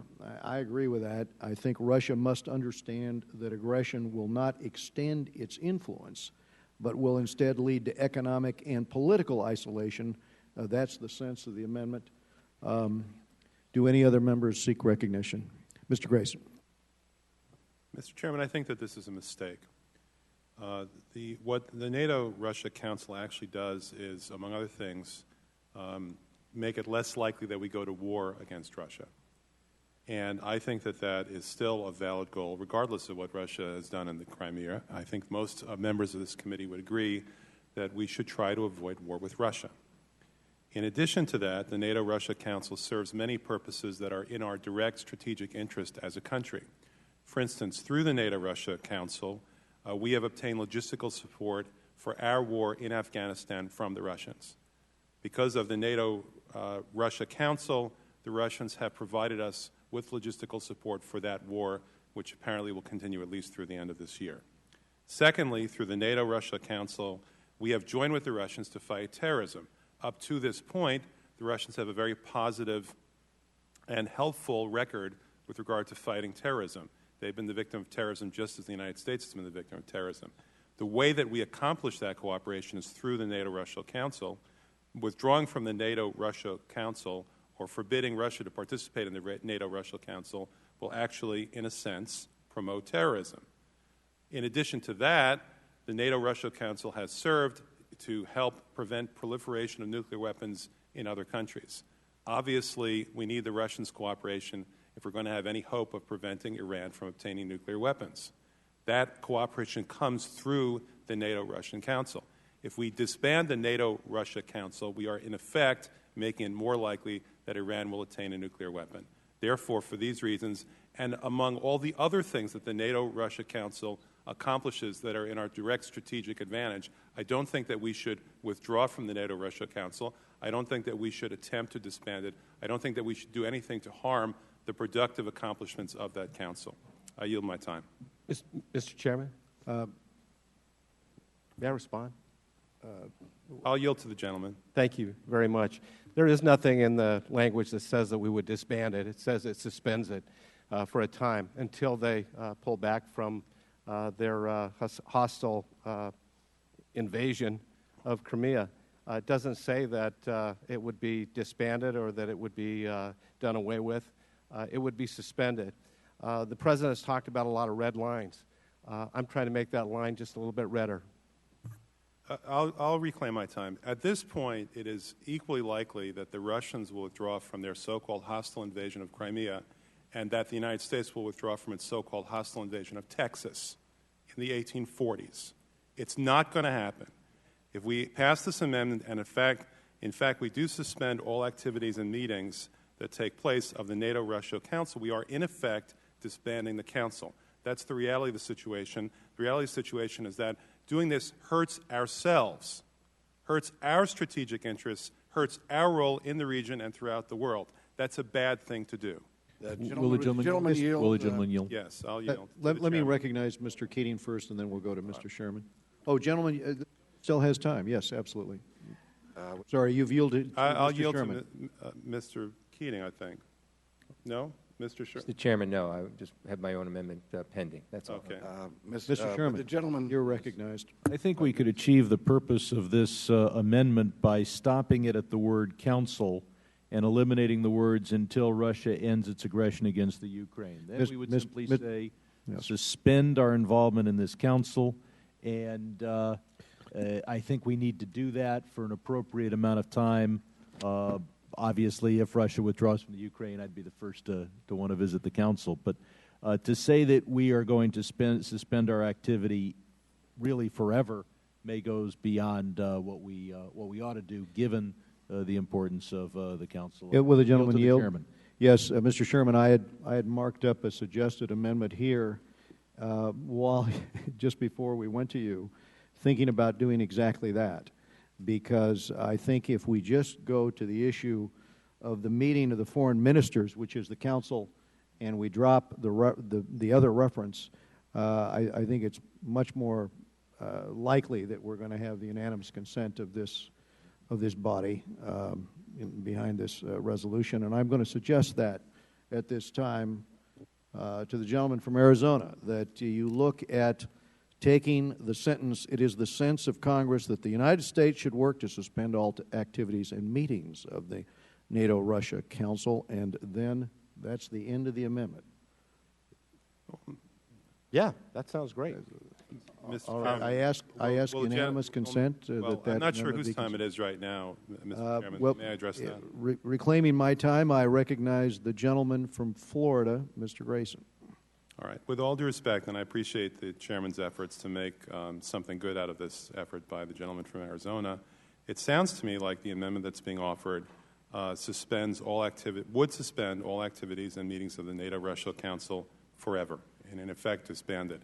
If the chairman were to offer an amendment that would do so for a limited period of time, a limited defined period of time, then I think that in fact would be constructive. But to go from "we'll suspend the activities and meetings of the NATO-Russia Council until Russia withdraws from Crimea" to "we'll suspend the activities and meetings of the NATO-Russia Council forever" does not seem to me to be a step in the right direction. In fact, respectfully, maybe a step in the wrong direction. I yield back. Mr. Sherman. I would say the word suspend means you suspend for a while. This is a sense of Congress. I would think that we would allow the gentleman, give him his unanimous consent to change his amendment, and then if people want to vote for it. Would the gentleman yield? Yes, I will to the gentleman. The word temporarily suspend would probably satisfy the members of the committee. Will the gentleman yield? Yes. I find that it would satisfy me. However, the grammar police might be upset because of the split infinitive. That is true. However, for government work, I think it's close enough, Mr. Grayson. If it secures the support of the members of this committee, and I think this is the one way to do it, so I'm going to ask Mr. Salmon for unanimous consent that the Salmon amendment be read as follows. It is the sense of Congress that the United States should work to temporarily suspend all activities and meetings of the NATO-Russia Council, period. I would support that. All right. With any other members seeking? Yes, the gentleman from California. Let me just note that this is exactly the opposite direction that we should be going in, no matter even if we change the wording. The bottom line is if we have major differences with a country like as powerful as Russia, which we have to admit has its interest and we have our interest, and there are people, other people in this game as well around the world who would like to see countries that what was the Soviet Union, but now Russia, and the United States, when they have a problem, it would be a good thing for us to talk things out. What we have here is an example also of what we're doing internationally when you had the G8 now has removed Russia from the G8. Now it's going to be called the G7. Mr. Chairman, this is the type of vehicle that we should be promoting. We should be promoting discussion between the top leaders of various powerful countries to see if we can overcome differences rather than suspending talks at a time when we need to be talking to one another. And look, Russia helps us in Afghanistan. They have, since 9/11, played a very positive role in helping us supply our troops. We need that cooperation. We need cooperation when it comes to, if we would have had a higher level of cooperation, we probably could have averted the bombing at the Boston Marathon. We need to cooperate where we can, and when we have differences, we need to talk it out. And to kick Russia out of the G8 and not to have a discussion among these top leaders, it goes against, it's exactly the wrong direction to go. Would the gentleman what it does is give them the idea what we want is a hostile situation. What we're rushing in to a reigniting of the Cold War when we didn't talk to one another. We should be instead suggesting that we all sit down and see if we can work things out at a table rather than simply cutting off all discussion with someone. Would my good friend from California yield? I certainly will. Thank you very much. I think that right now is the most appropriate time to isolate Russia. They have been increasingly, with the activities in Georgia, now the activities in Crimea, they are emboldened by our weakness. Okay. And our standing in the world has diminished greatly over the last several years. And lots of red lines have been drawn. And every time a red line is crossed, we draw a new red line. Okay. And I think that the international community has lost incredible respect for the United States, and our standing needs to be bolstered. And we've got to draw a line that actually means something sometime, somehow, somewhere. Okay. Well, let me reclaim my time, and let me just say that I've heard the word Georgia over and over again. And I will have to say, I sat here in this room, and I sat and listened to the reports on what had happened in Georgia, and we have this invasion, Russian invasion of Georgia, never mentioning that that the government of Georgia had initiated the military action 2 days before the Russian retaliation, and that the Georgians had broken a 14-year truce with Russia, dealing with Ossetia and Abkhazia, which wanted to be, again, people who wanted to be independent and have their self-determination. Now, we can create this fantasy world where that didn't exist, the Ossetia and Abkhazia that the Georgians didn't attack, and that, in fact, Russia had invaded Georgia on its own. And we can ignore the fact that the people of Crimea want their self-determination and that Russia is being an aggressor. But we need to sit down and talk to them and talk to each other and be honest about it rather than trying to be pushed headlong into another Cold War. And that's what I see happening here. And believe me, I was a Cold Warrior. But that's when it was the Soviet Union, and that's when communism guided their decision-making to try to put an atheist dictatorship in charge of the world. That's not what Russia is today. It's a very powerful country with its interests, but it is not the Soviet Union. Let's seek peace with these people and seek cooperation, and it'll make it a better world. And you do that through talking to somebody at a moment of crisis, not cutting them off and saying, screw you. Pardon me. I'm going to recognize myself for a moment because I think we should clarify the operations of the Council. It's essentially a meeting of foreign ministers. It has no practical operation. This is a symbolic action to push back. It is not the case that we do not have conversations with the foreign minister from Russia on almost a daily basis now, as do the rest of the European Union. But the point is that we need to symbolically send a message that in terms of being part of that organization, they are suspended for conduct as we continue the dialogue. And the dialogue is certainly going to continue on a daily basis with Russia. This sends a signal to go back to Secretary General of NATO, General Rasmussen's comment, that it's not business as usual. And I think we do have to send that signal. But do any other members seek recognition? Will the chairman yield? I've already claimed Yes. 5 minutes of time, but I'm now asking for the chairman's time. Yes, I will yield to the gentleman from Florida. I understand the chairman's point, but I respectfully disagree. You can't have it both ways. Either we're talking to them or we're not talking to them, and we're not talking to them by shutting off our conversation with them. The fact is that the NATO-Russia Council, the very institution that we're discussing here, is the means by which we have obtained logistical support for our war in Afghanistan from the Russians. That's a fact. The fact is that this institution is the means by which we cooperate with the Russians to fight terrorism, Islamic and other terrorism around the world. That's a fact. This is the means by which we try to accomplish non-proliferation in the Middle East and elsewhere with the cooperation of the Russians. That's a fact. Now, we have spent years on this committee, years, trying to make sure that we do what we can to prevent Iran from getting a nuclear weapon. Either we can work with the Russians the way we have done in the past, or we stop that. If we turn them away, if we push them away, if we won't talk to them, if we disband institutions like the NATO-Russia Council, the inevitable result of that will be that we no longer cooperate with the Russians, that there is, in fact, a de facto second Cold War.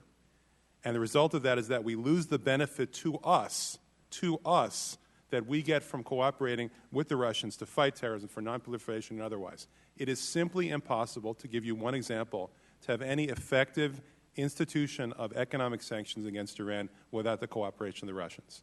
If the Russians do not cooperate with our institution of economic sanctions against Iran, the whole regime collapses. And I'm not talking about the Iranian regime, I'm talking about the institution of our economic sanctions against Iran. Without those economic sanctions, we have no hope of preventing Iran by non-military means of getting a nuclear weapon. So we have a choice. You can't always have it both ways. You can't have your cake and eat it too. Either we talk to the Russians when it's in our own interest as a country, with our own strategic objectives, to talk to the Russians and get their cooperation, or we don't. And this amendment puts us in the direction of not talking to them, not getting the cooperation, and therefore hurting ourselves. Reclaiming my time. Well, the first point, of course, would be that we continue those conversations with the Russians. But the second point, the more important point that I wanted to make, is that I believe the reason the Russians cooperate with us on non-proliferation is because they perceive that as being in their own self-interest. The reason they cooperate with us on gas in Syria is because that is in their strategic interest. And that's what nations do. And at the end of the day, we have so many forums in order to continue that conversation that I am convinced the conversation will continue, but at the same time to temporarily suspend in terms of the G8 or in terms of this action with NATO. It is warranted that we send some type of signal, and this is, I think, helpful in that regard. But any other members seek recognition? Without objection, the Salmon Amendment is considered as read. During my earlier UC request, we reference here temporarily suspend and stopping after NATO-Russia Council into the language. The question occurs on the amendment. All those in favor of the amendment signify by saying aye. Aye. All those opposed, no. In the opinion of the chair, the ayes have it. Are there, and the amendment is agreed to. Are there any other amendments at the desk? Mr. Keating has an amendment. Thank you, Mr. Chairman. With Ukraine so clearly in the spotlight, we really don't have to we really shouldn't lose sight of the regional pressure from Russia, especially in Moldova. Mr. Keating. I'm sorry, I have an amendment. The clerk will report Mr. Keating's amendment. Amendment to H.R. 4278, offered by Mr. Keating of Massachusetts. Page 4, after line 7, insert the following, and redesignate subsequent paragraphs accordingly. 10, to reaffirm the sovereignty, independence, and territorial integrity of other countries in the region, including Moldova and Georgia, and to condemn any Russian Federation political, economic, or military aggression against those countries in the region. The gentleman is recognized. Thank you, Mr. Chairman. As I mentioned, the Ukraine clearly in the spotlight. We really can't lose sight of the regional pressure from Russia, especially Moldova and Georgia. And that's the reason Mr. Poe and I have put forward a resolution calling on allies to offer Georgia a membership action plan at the September NATO summit. And it's also the primary reason why this committee's long-standing support for the European Union's Eastern Partnership exists. Just as we condemn Russia's illegal activities in Ukraine, we must also condemn Russia's aggression, threats, and political and economic pressure on Georgia and Moldova. In Georgia, Russian troops are forcing communities apart by building illegal fences along the administrative boundary line. In Moldova, Russia has threatened to cut off trade and gas supplies if the government moves ahead with an association agreement with the European Union. Exactly the same thing they did in Ukraine. At the moment, Russian propaganda is fanning the flames of separatist tensions in Transnistria. We must make clear to the Russians that their efforts to balkanize Eastern Europe will not stand, and that any further acts of aggression in the region will also bring sanctions. This amendment does that. It also states clearly and unequivocally that the United States will continue to stand not just with Ukraine, but with Georgia and Moldova. And with that, I yield back, Mr. Chairman.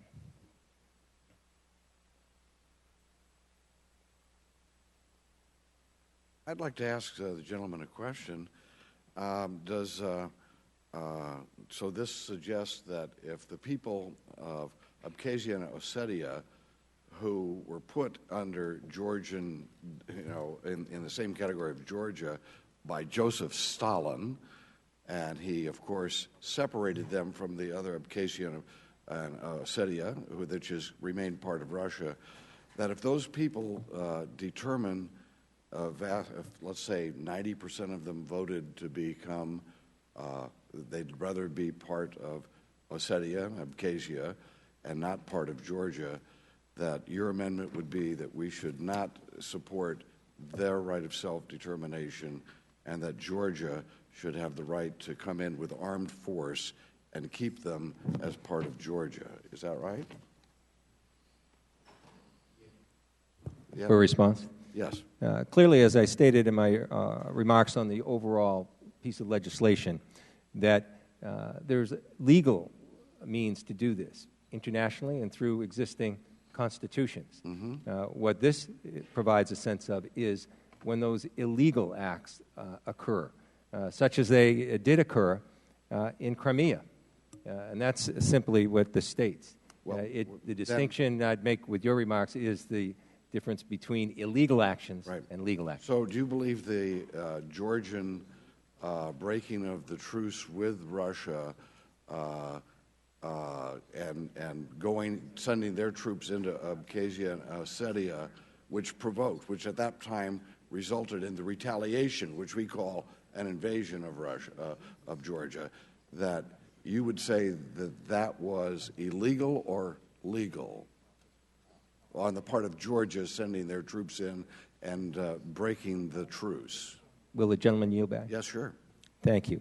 In fact, the occupation by Russia in Abkhazia and South Ossetia and Abkhazia. Yes. Yeah. That occupation is indeed illegal. No, well, I was referring to what caused that situation to arise was that there was a truce between the Abkhazia and Ossetia were trying to win their independence. They are friends of Russia. They want to be part of Russia. They don't like the Georgians. They're a different religion. They're a different group of people. And in order to prevent violence from happening, there was a ceasefire in that area, and the Georgians broke that ceasefire and sent their troops in 2 days before the, quote, Russian invasion of Georgia. Would you say then that the Georgians were violating the law, or they were in accordance to the law when they sent their troops in? Will the gentleman yield back? Yes. With all due respect, I think the statute of limitations on Joseph Stalin has already passed. I think that this clearly deals with the actions that are happening right now and that have happened in the recent weeks, where the Russian illegal aggression moved on that. Reclaiming my time, and I'll just say that it does come down with an honest disagreement of whether or not people have a right of self-determination. And our Declaration of Independence makes it very clear that that's one of the essential elements of what our country was supposed to be about, is that people have a right through the consent of the governed and a right to rebel if their consent is not being adhered to, that we do believe in the right of self-determination. Right now, what we're hearing is that is not the case, not just from you, but from as part of the general debate here. Mr. Grayson and I obviously believe that that should play a role in America's decision-making around the world when people feel that they are subjugated, and if they want to, again, assert their right of independence or to be part of another country. That's, I think, part of the American experience. I'm sorry that that doesn't seem to be a principle in which we are making our determinations now. And this is not, I don't see this as just a matter of obviously Russian aggression, and nor do I see that it was American aggression upon Serbia when we went and bombed Serbia in order to ensure that the Kosovars had the right to independence from Serbia. So then again, that's a matter of consistency. But if you'd like to retort to that, please feel free. Would the gentleman yield? Yes. Thank the gentleman. I'll try and stay within our 38 seconds we have left and simply state that Russia has committed to withdraw its troops from Georgia, and they have not done that. No. And when it comes to the U.S. also has a constitution. We're a country where there is a rule of law. And my amendment, as the overall legislation, deals with the illegal actions of Russia in that region, specifically Ukraine, but also the impending actions and the threatening actions with Moldova and Georgia. And that's as clearly as I could state it. With that, yes, I have out of time. I'll yield my second back to the chair. Could I go to Mr. Sherman of California? I rise in reluctant opposition to the amendment because I think that this resolution, this bill, should be narrowly tailored to meet the immediate needs of the Ukraine. The actions in Georgia are decades old, the actions in Moldova decades before that, and in any case, Georgia is not the Ukraine, Moldova is not the Ukraine. And I have argued in this room that we should not put controversial energy policy into this resolution, and I think we've been successful in having only the minimal and the least controversial statements about energy. There are those who would say that IMF reform should be in this bill, and that's an important cause. But it adds controversy. The IMF reform would have some applicability to the Ukraine, but it's not immediate, targeted, focused on today's situation in the Ukraine. And as a newsflash, a note was handed to me that Senator Reid has announced that he may remove the controversial IMF provisions from the Senate bill on the Ukraine. So we ought to focus this on the Ukraine. We'll have plenty of time in the weeks to come to focus on Moldova and Georgia. Will the gentleman yield? I will yield. Thank the gentleman for yielding. If you look at this bill so far, we're dealing with the internal politics of Russia. We're dealing with Iran. We're dealing with some energy issues. It's not that narrow. In fact, the issues that deal directly with Moldova and Georgia that I've referenced in this amendment is much more narrow, in my opinion, than the other issues that are already in this resolution.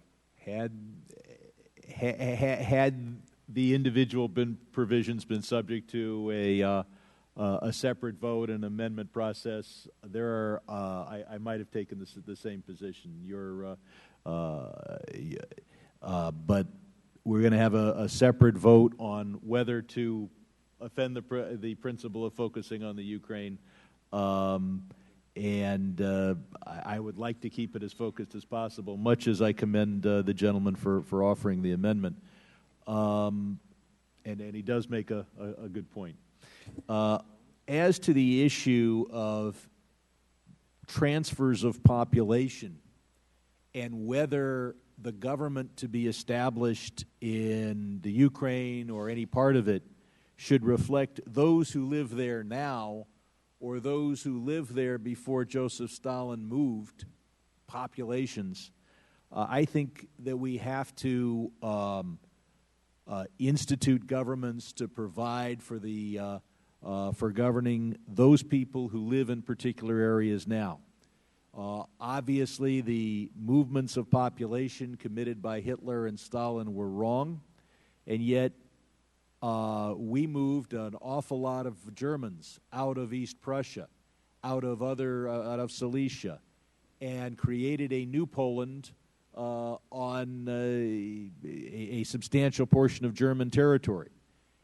The 1940s and prior to that, populations were moved wrongfully, and whether it is today's Poland, whether it is the United States built entirely on conquered territory of the Native Americans, or whether it was the decision of Joshua to dispossess the Canaanites and lead to the creation of the state of Judea, those movements of population that occurred before or in the aftermath of World War II should not. We shouldn't be trying to undo that.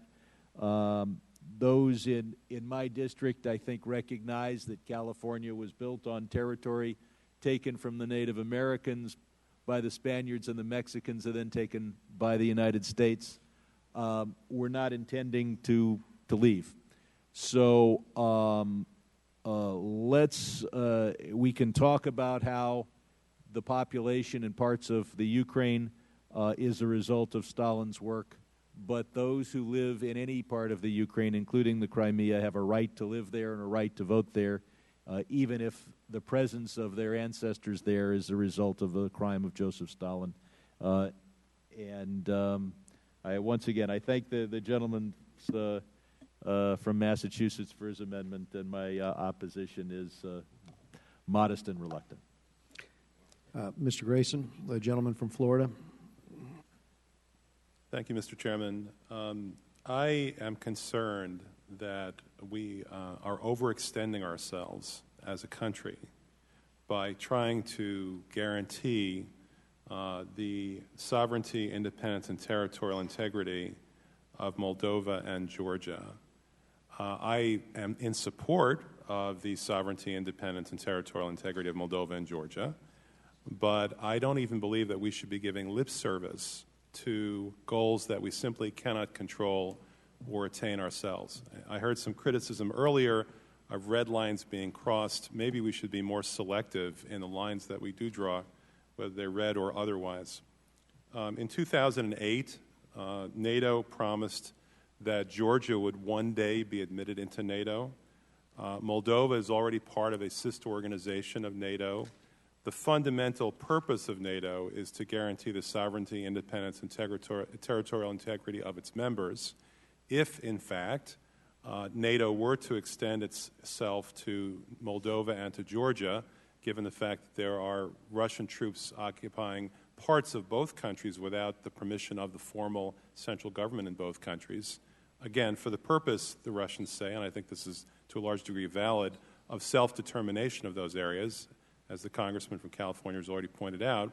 In fact, what we'd be doing is possibly blundering into war against Russia in much the same way that World War I occurred, through a web of alliances on both sides, causing one country after another to say, yeah, fine, I'll join in on that war. In this case, there is a slope.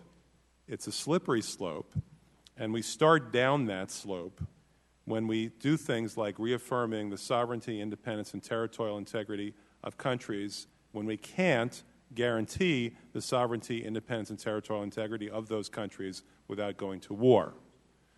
And although I understand the impulse to say good things, to try to say things that give us all a warm and fuzzy feeling that we're on the side of righteousness and goodness, in this case, it's a real danger.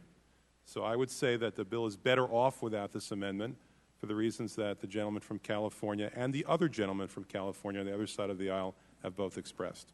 I yield back. We have two other measures to consider and votes at about 1:30, so we need to keep moving. I'm going to ask the question on the amendment. All those in favor say aye. All those opposed say no. No. And the amendment is not agreed to. Mr. Duncan has an amendment at the Mr. desk. Chairman, I The have clerk an amendment. will read the amendment. Yeah, I have an amendment in the nature of a substitute to amendment number 46. Amendment offered by Mr. Duncan of South Carolina to H.R. 4278 in Section 2.8, following, quote, increased natural gas exports and energy efficiency, end quote, insert, quote, in Ukraine, which could be enhanced by advances in new energy technologies, end quote. The gentleman is recognized to explain his amendment. I want to thank the minority for their work on this in conjunction with us. I believe the language is palatable to both sides, and with that, I will just yield back and call for the question. I thank the gentleman for yielding, and the language here is following increased natural gas exports and energy efficiency, insert, in Ukraine, which could be enhanced by advances in new energy technology. And with that explanation, any other member seek time? Hearing no further request for recognition, the question occurs on the amendment. All those in favor say aye. Aye. All those opposed, no. In the opinion of the chair, the ayes have it. Mr. Meeks of New York. Thank you, Mr. Chairman. I have an amendment at the desk. The clerk will read the amendment. Amendment to H.R. 4278 offered by Mr. Meeks of New York. Page 18, after line 2, insert the following. Section blank, United States leadership in the International Monetary Fund. With the unanimous... The chair reserves a point of order. Yes. We consider the amendment as read. Mr. Chairman. I reserve a point of order and recognize the author to explain the amendment. Yes, Mr. Chairman. Mr. Meeks. This is an amendment I fully intend on withdrawing. Let me say that from the onset, given the mood and everything else that you and Mr. Engel has worked in, I know that we don't have jurisdiction, so it's an amendment that I will withdraw. I thank the gentleman. Yes. What the amendment that I proposed, I just, partly being frustrated, being on the Financial Services Committee, I wish, which would have jurisdiction, that we would have an opportunity to debate this and talk about this issue in the Financial Services Committee, of which I once was the chair of the International Monetary Policy and Trade Subcommittee that dealt with and had jurisdiction over the IMF. I believe that Congress as a whole needs to seriously consider passing the reforms to the IMF as an essential component of a comprehensive assistance package to the Ukraine. These reforms would not cost the United States taxpayers anything additional. They strengthen the IMF's funding base and ability to lead during a financial crisis. And the reforms move funds from one account to another, but they do not change our overall financial commitment and position to the IMF. If we were serious in our attention to support the people of Ukraine, now's a critical time to strengthen the power of the IMF, in my belief.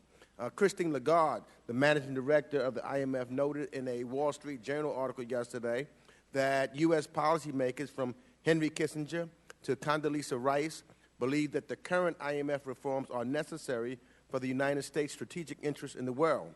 And the United States would be steadfast, or should be steadfast, in our support for democracy and economic growth, for helping the people of Ukraine. Reforming IMF quotas is a big step toward that gap.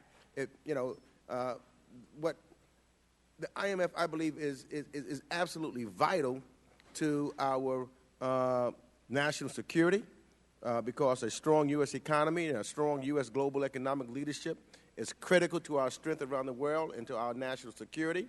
The IMF is also a central tool to provide economic policy to support to U.S. allies and governments whose failure would jeopardize the United States' national security interests, and preventing financial crises makes for more capable partners in the fight against terrorism and the protection of human rights overall. And again, just what we will not be giving up. We will not be giving up our veto power over the IMF decisions, which provides us with a great deal of influence. We would implementation of the 2010 IMF reforms preserves the U.S. veto power and our leadership position without increasing our overall financial commitment of the IMF, and failure to pass IMF reform legislation more than 3 years after we helped design the reforms, is undermining our international credibility. And so, with that, Mr. Chairman, I yield back the balance of my time. I thank the gentleman for yielding, and I do appreciate you withdrawing the amendment because, as you noted, Rule 10 of the House would grant jurisdiction on this to the Financial Services Committee over this issue, and so by withdrawing, we expedite the process of passing out the bill. Without objection, the gentleman's amendment is withdrawn. Hearing no further amendments to this measure, the question occurs on agreeing to House Resolution 4278 as amended. All those in favor say aye. Aye. All those opposed, no. In the opinion of the chairs, the ayes have it, and the bill as amended is agreed to. And without objection, 4278 as amended is ordered favorably reported as a single amendment in the nature of a substitute. Staff is directed to make any technical and conforming changes. We now move to consideration of our two bipartisan Asia resolutions for today. As your offices were previously notified, the ranking member and I propose to consider en bloc both resolutions and their respective substitute amendments, which were sent to your offices last night. And so, without objection, the following items will be considered en bloc. House Resolution 418, urging the government of Burma to end the persecution of the Muslim Rohingya people.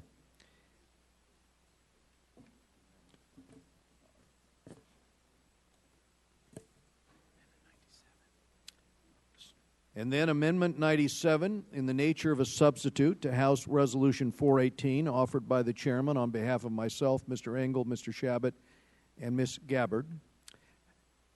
House Resolution 494, affirming the importance of the Taiwan Relations Act. And Amendment 94, in the nature of a substitute to House Resolution 494, offered by the Chairman. This is on behalf of myself and Mr. Engel. I now recognize myself to speak on the en bloc amendments. House Resolution 494 affirms the importance of the Taiwan Relations Act. For 35 years, the Taiwan Relations Act has served as the legal framework governing the important relationship between the United States of America and the Republic of China, Taiwan.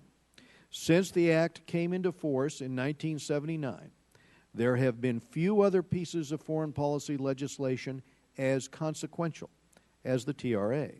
Indeed, it is the steadfast support of the United States Congress that has helped Taiwan become what it is today, a thriving democratic society and a world leader in high-tech innovation.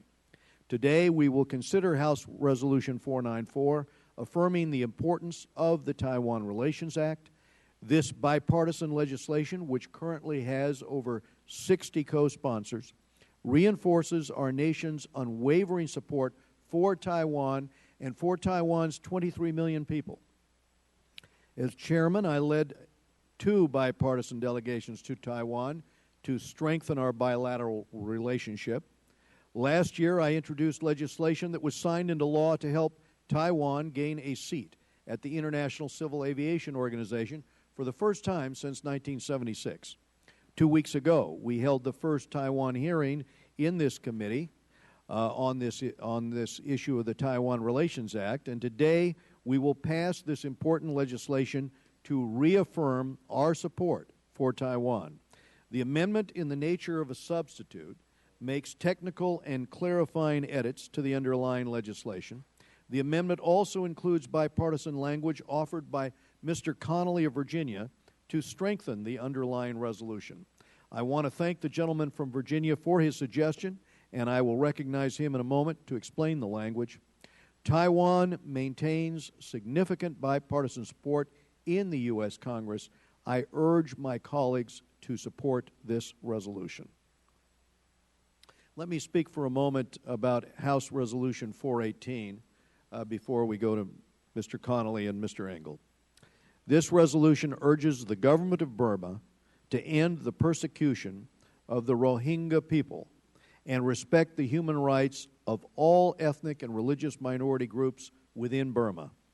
The Rohingya Muslim community of Burma are one of the most persecuted minority groups in the world.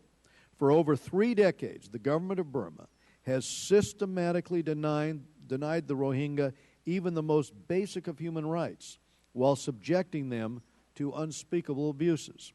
According to Burma's 1982 citizenship law, the Rohingya are prohibited from holding Burmese citizenship, even though they have lived in Burma for generations upon generations. Since 2012, 140,000 Rohingya and other Muslims have been displaced by violence. Hundreds have been killed. On January 13, unknown assailants entered a village in Rakhine State and killed 48 people while they slept. Sadly, this is what happens when a government refuses to recognize its own people. In fact, a non-governmental organization based in Southeast Asia recently disclosed credible documents detailing the full extent of state involvement in persecuting Rohingyas.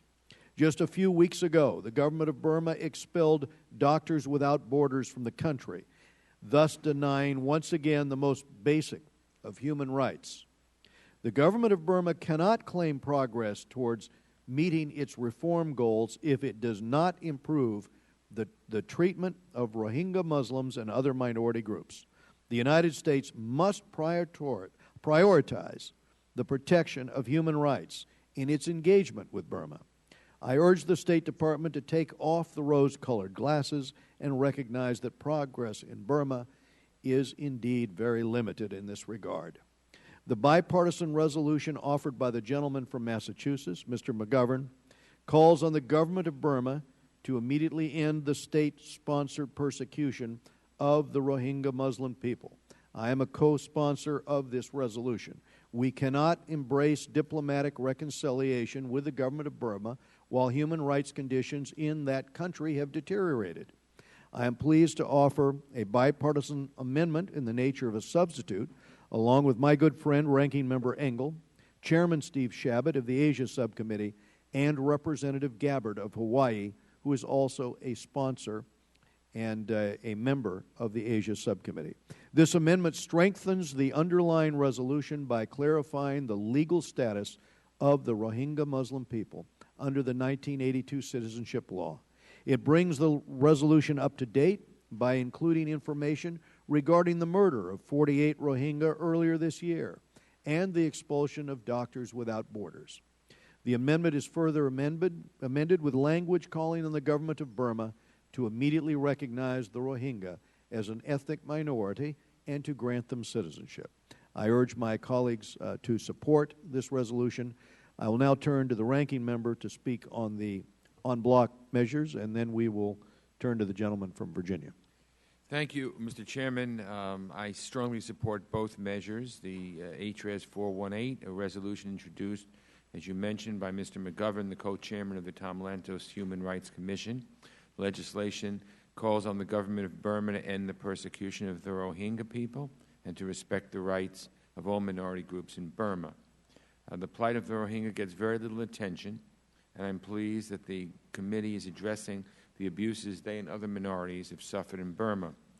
And let me quote something. According to the State Department's 2013 country reports on human rights practices, there were, and I quote, credible reports of extrajudicial killings, rape and sexual violence, arbitrary detentions, and torture and mistreatment in detention, deaths in custody, and systematic denial of due process and fair trial rights overwhelmingly perpetrated against the Rohingya. This is a unquote quote from the State Department's 2013 country reports on human rights practices. As the government of Burma transitions from decades-long military rule to a civilian government, it's important to hold them accountable for persistent human rights abuses. The killings, arbitrary detentions, and destruction of homes have caused 140,000 people to be internally displaced, and hundreds of thousands have been forced to flee to neighboring countries, including Thailand, Bangladesh, and Malaysia. If Burma truly seeks to rejoin the international community, then it must abide by the human rights principles of equality and human dignity. I support this resolution and encourage our colleagues to support it as well. And, Mr. Chairman, I commend you for introducing HRES 494, a resolution that affirms the importance and relevance of the Taiwan Relations Act, and I'm very pleased to be the lead Democratic co-sponsor of that act. Next month marks the 35th anniversary of the adoption of the Taiwan Relations Act, which is the cornerstone of the U.S.-Taiwan relationship. The act has been instrumental in maintaining peace and security across the Taiwan Straits and in East Asia, and serves as the official basis for friendship and cooperation between the United States and Taiwan. I've been to Taiwan many times. Taiwan is a flourishing multi-party democracy of over 20 million people with a vibrant, free market economy. Its impressive evolution from authoritarianism to one of the strongest democratic systems in Asia has transformed the U.S.-Taiwan relationship from one based solely on shared interests to one based also on shared values. For many years, I've been a staunch supporter of the people of Taiwan, and I will continue to lead efforts in Congress to demonstrate America's support for Taiwan. So I thank you, Mr. Chairman, for holding this markup, and I want to thank you again for working with us in a bipartisan way to move these important resolutions forward. I yield back. Thank you, Mr. Engel. We recognize Ms. Ross-Leitonen for such time as she might consume. Thank you so much, Mr. Chairman. As one of the strongest supporters of Taiwan, I also support and have co-sponsored the bill before us, House Res 494, affirming the importance of the Taiwan Relations Act. With a significant increase in China's defense budget, as well as the continued threats posed by an unhindered North Korean regime, there is no better time to strengthen relations with our democratic ally, Taiwan. It is in our national security interest to support Taiwan, and I think the best way to illustrate that is to also bring H.R. 419, the Taiwan Policy Act, which passed this committee last year, to the House floor immediately. And we must stand up for all people who are being suppressed by authoritarian regimes. House Resolution 418 calls for an end to the persecution of Muslim minorities and respect internationally recognized human rights for all ethnic and religious minority groups. The Muslim minority continues to suffer under the current regime. The continued prosecution and discrimination, as well as the brutal attacks against this minority, must stop. And I hope that this resolution will help protect the fundamental rights of all ethnic and religious minorities. Thank you so much for the time, Mr. Chairman. Thank you, Ms. Ross-Leitonen. We're going now to Mr. Berra of California. Thank you, Mr. Chairman. I want to speak in strong support of H.R. 494, the Taiwan Relations Act. It's incredibly important that we continue to emphasize and strengthen our relationship with our close friend and key trading partner, Taiwan. In 2013, Taiwan was the United States' 12th largest trading partner. In my home state of California, according to the California Chamber of Commerce, we exported over $6.3 billion in products to Taiwan in 2012. Incredibly important. California has the highest amount of exports to Taiwan within the U.S., and Taiwan is the 7th largest importer of California goods and services. They're an incredibly important and valued partner with us. Taiwan also has a deep cultural connection to the United States. We have a vibrant and flourishing Taiwanese American community, with almost half of them living in my home state of California. In fact, the majority of Taiwanese Americans also have college degrees and are making incredibly important contributions to our country. Therefore, I strongly support America's commitment to ensure that nothing jeopardizes the security or social or economic system of Taiwan's people. Thank you, Mr. Chairman. I yield back. Thank you. I think Mr. Grayson is seeking recognition. Thank you, Mr. Chairman. I'd like to speak in support of the Taiwan resolution. Bismarck said that politics is the art of the possible, and I think that foreign affairs should be the same way. It is not possible for us to reverse the Russian absorption of Crimea, nor should we try to defeat the aspirations of the Crimeans for self-determination. On the other hand, and by the same token, we should support, and we should continue to support, the desire of the Taiwanese to be a free and separate state, not being part of, absorbed by the larger country, its neighbor China. There are 20 million plus Taiwanese who have a separate culture, in many cases a separate language, and certainly a separate history, having been occupied by the Japanese for half a century. The Taiwanese are fundamentally different and recognize themselves as fundamentally different from their larger, in fact, 100 times as large neighbor. And therefore, we can and should support their desire for self-determination. We've done so going back to the 1940s, and I think that we should continue to do so. It is possible for Taiwan to be free and independent. It is possible for us to make that happen, and I think that we should continue to do so. I yield the balance of my time. We go now to Mr. Sherman of California. Thank you. I'd like to associate myself with Mr. Barra's comments, complete with statistics about the greatest state in the nation and its relationship with Taiwan. I want to support the bill on Taiwan. I had a chance to travel to Taiwan with the chair and some other members of this committee, where we met with President Ma and the leaders of the DPP. This is a vibrant democracy that deserves our support.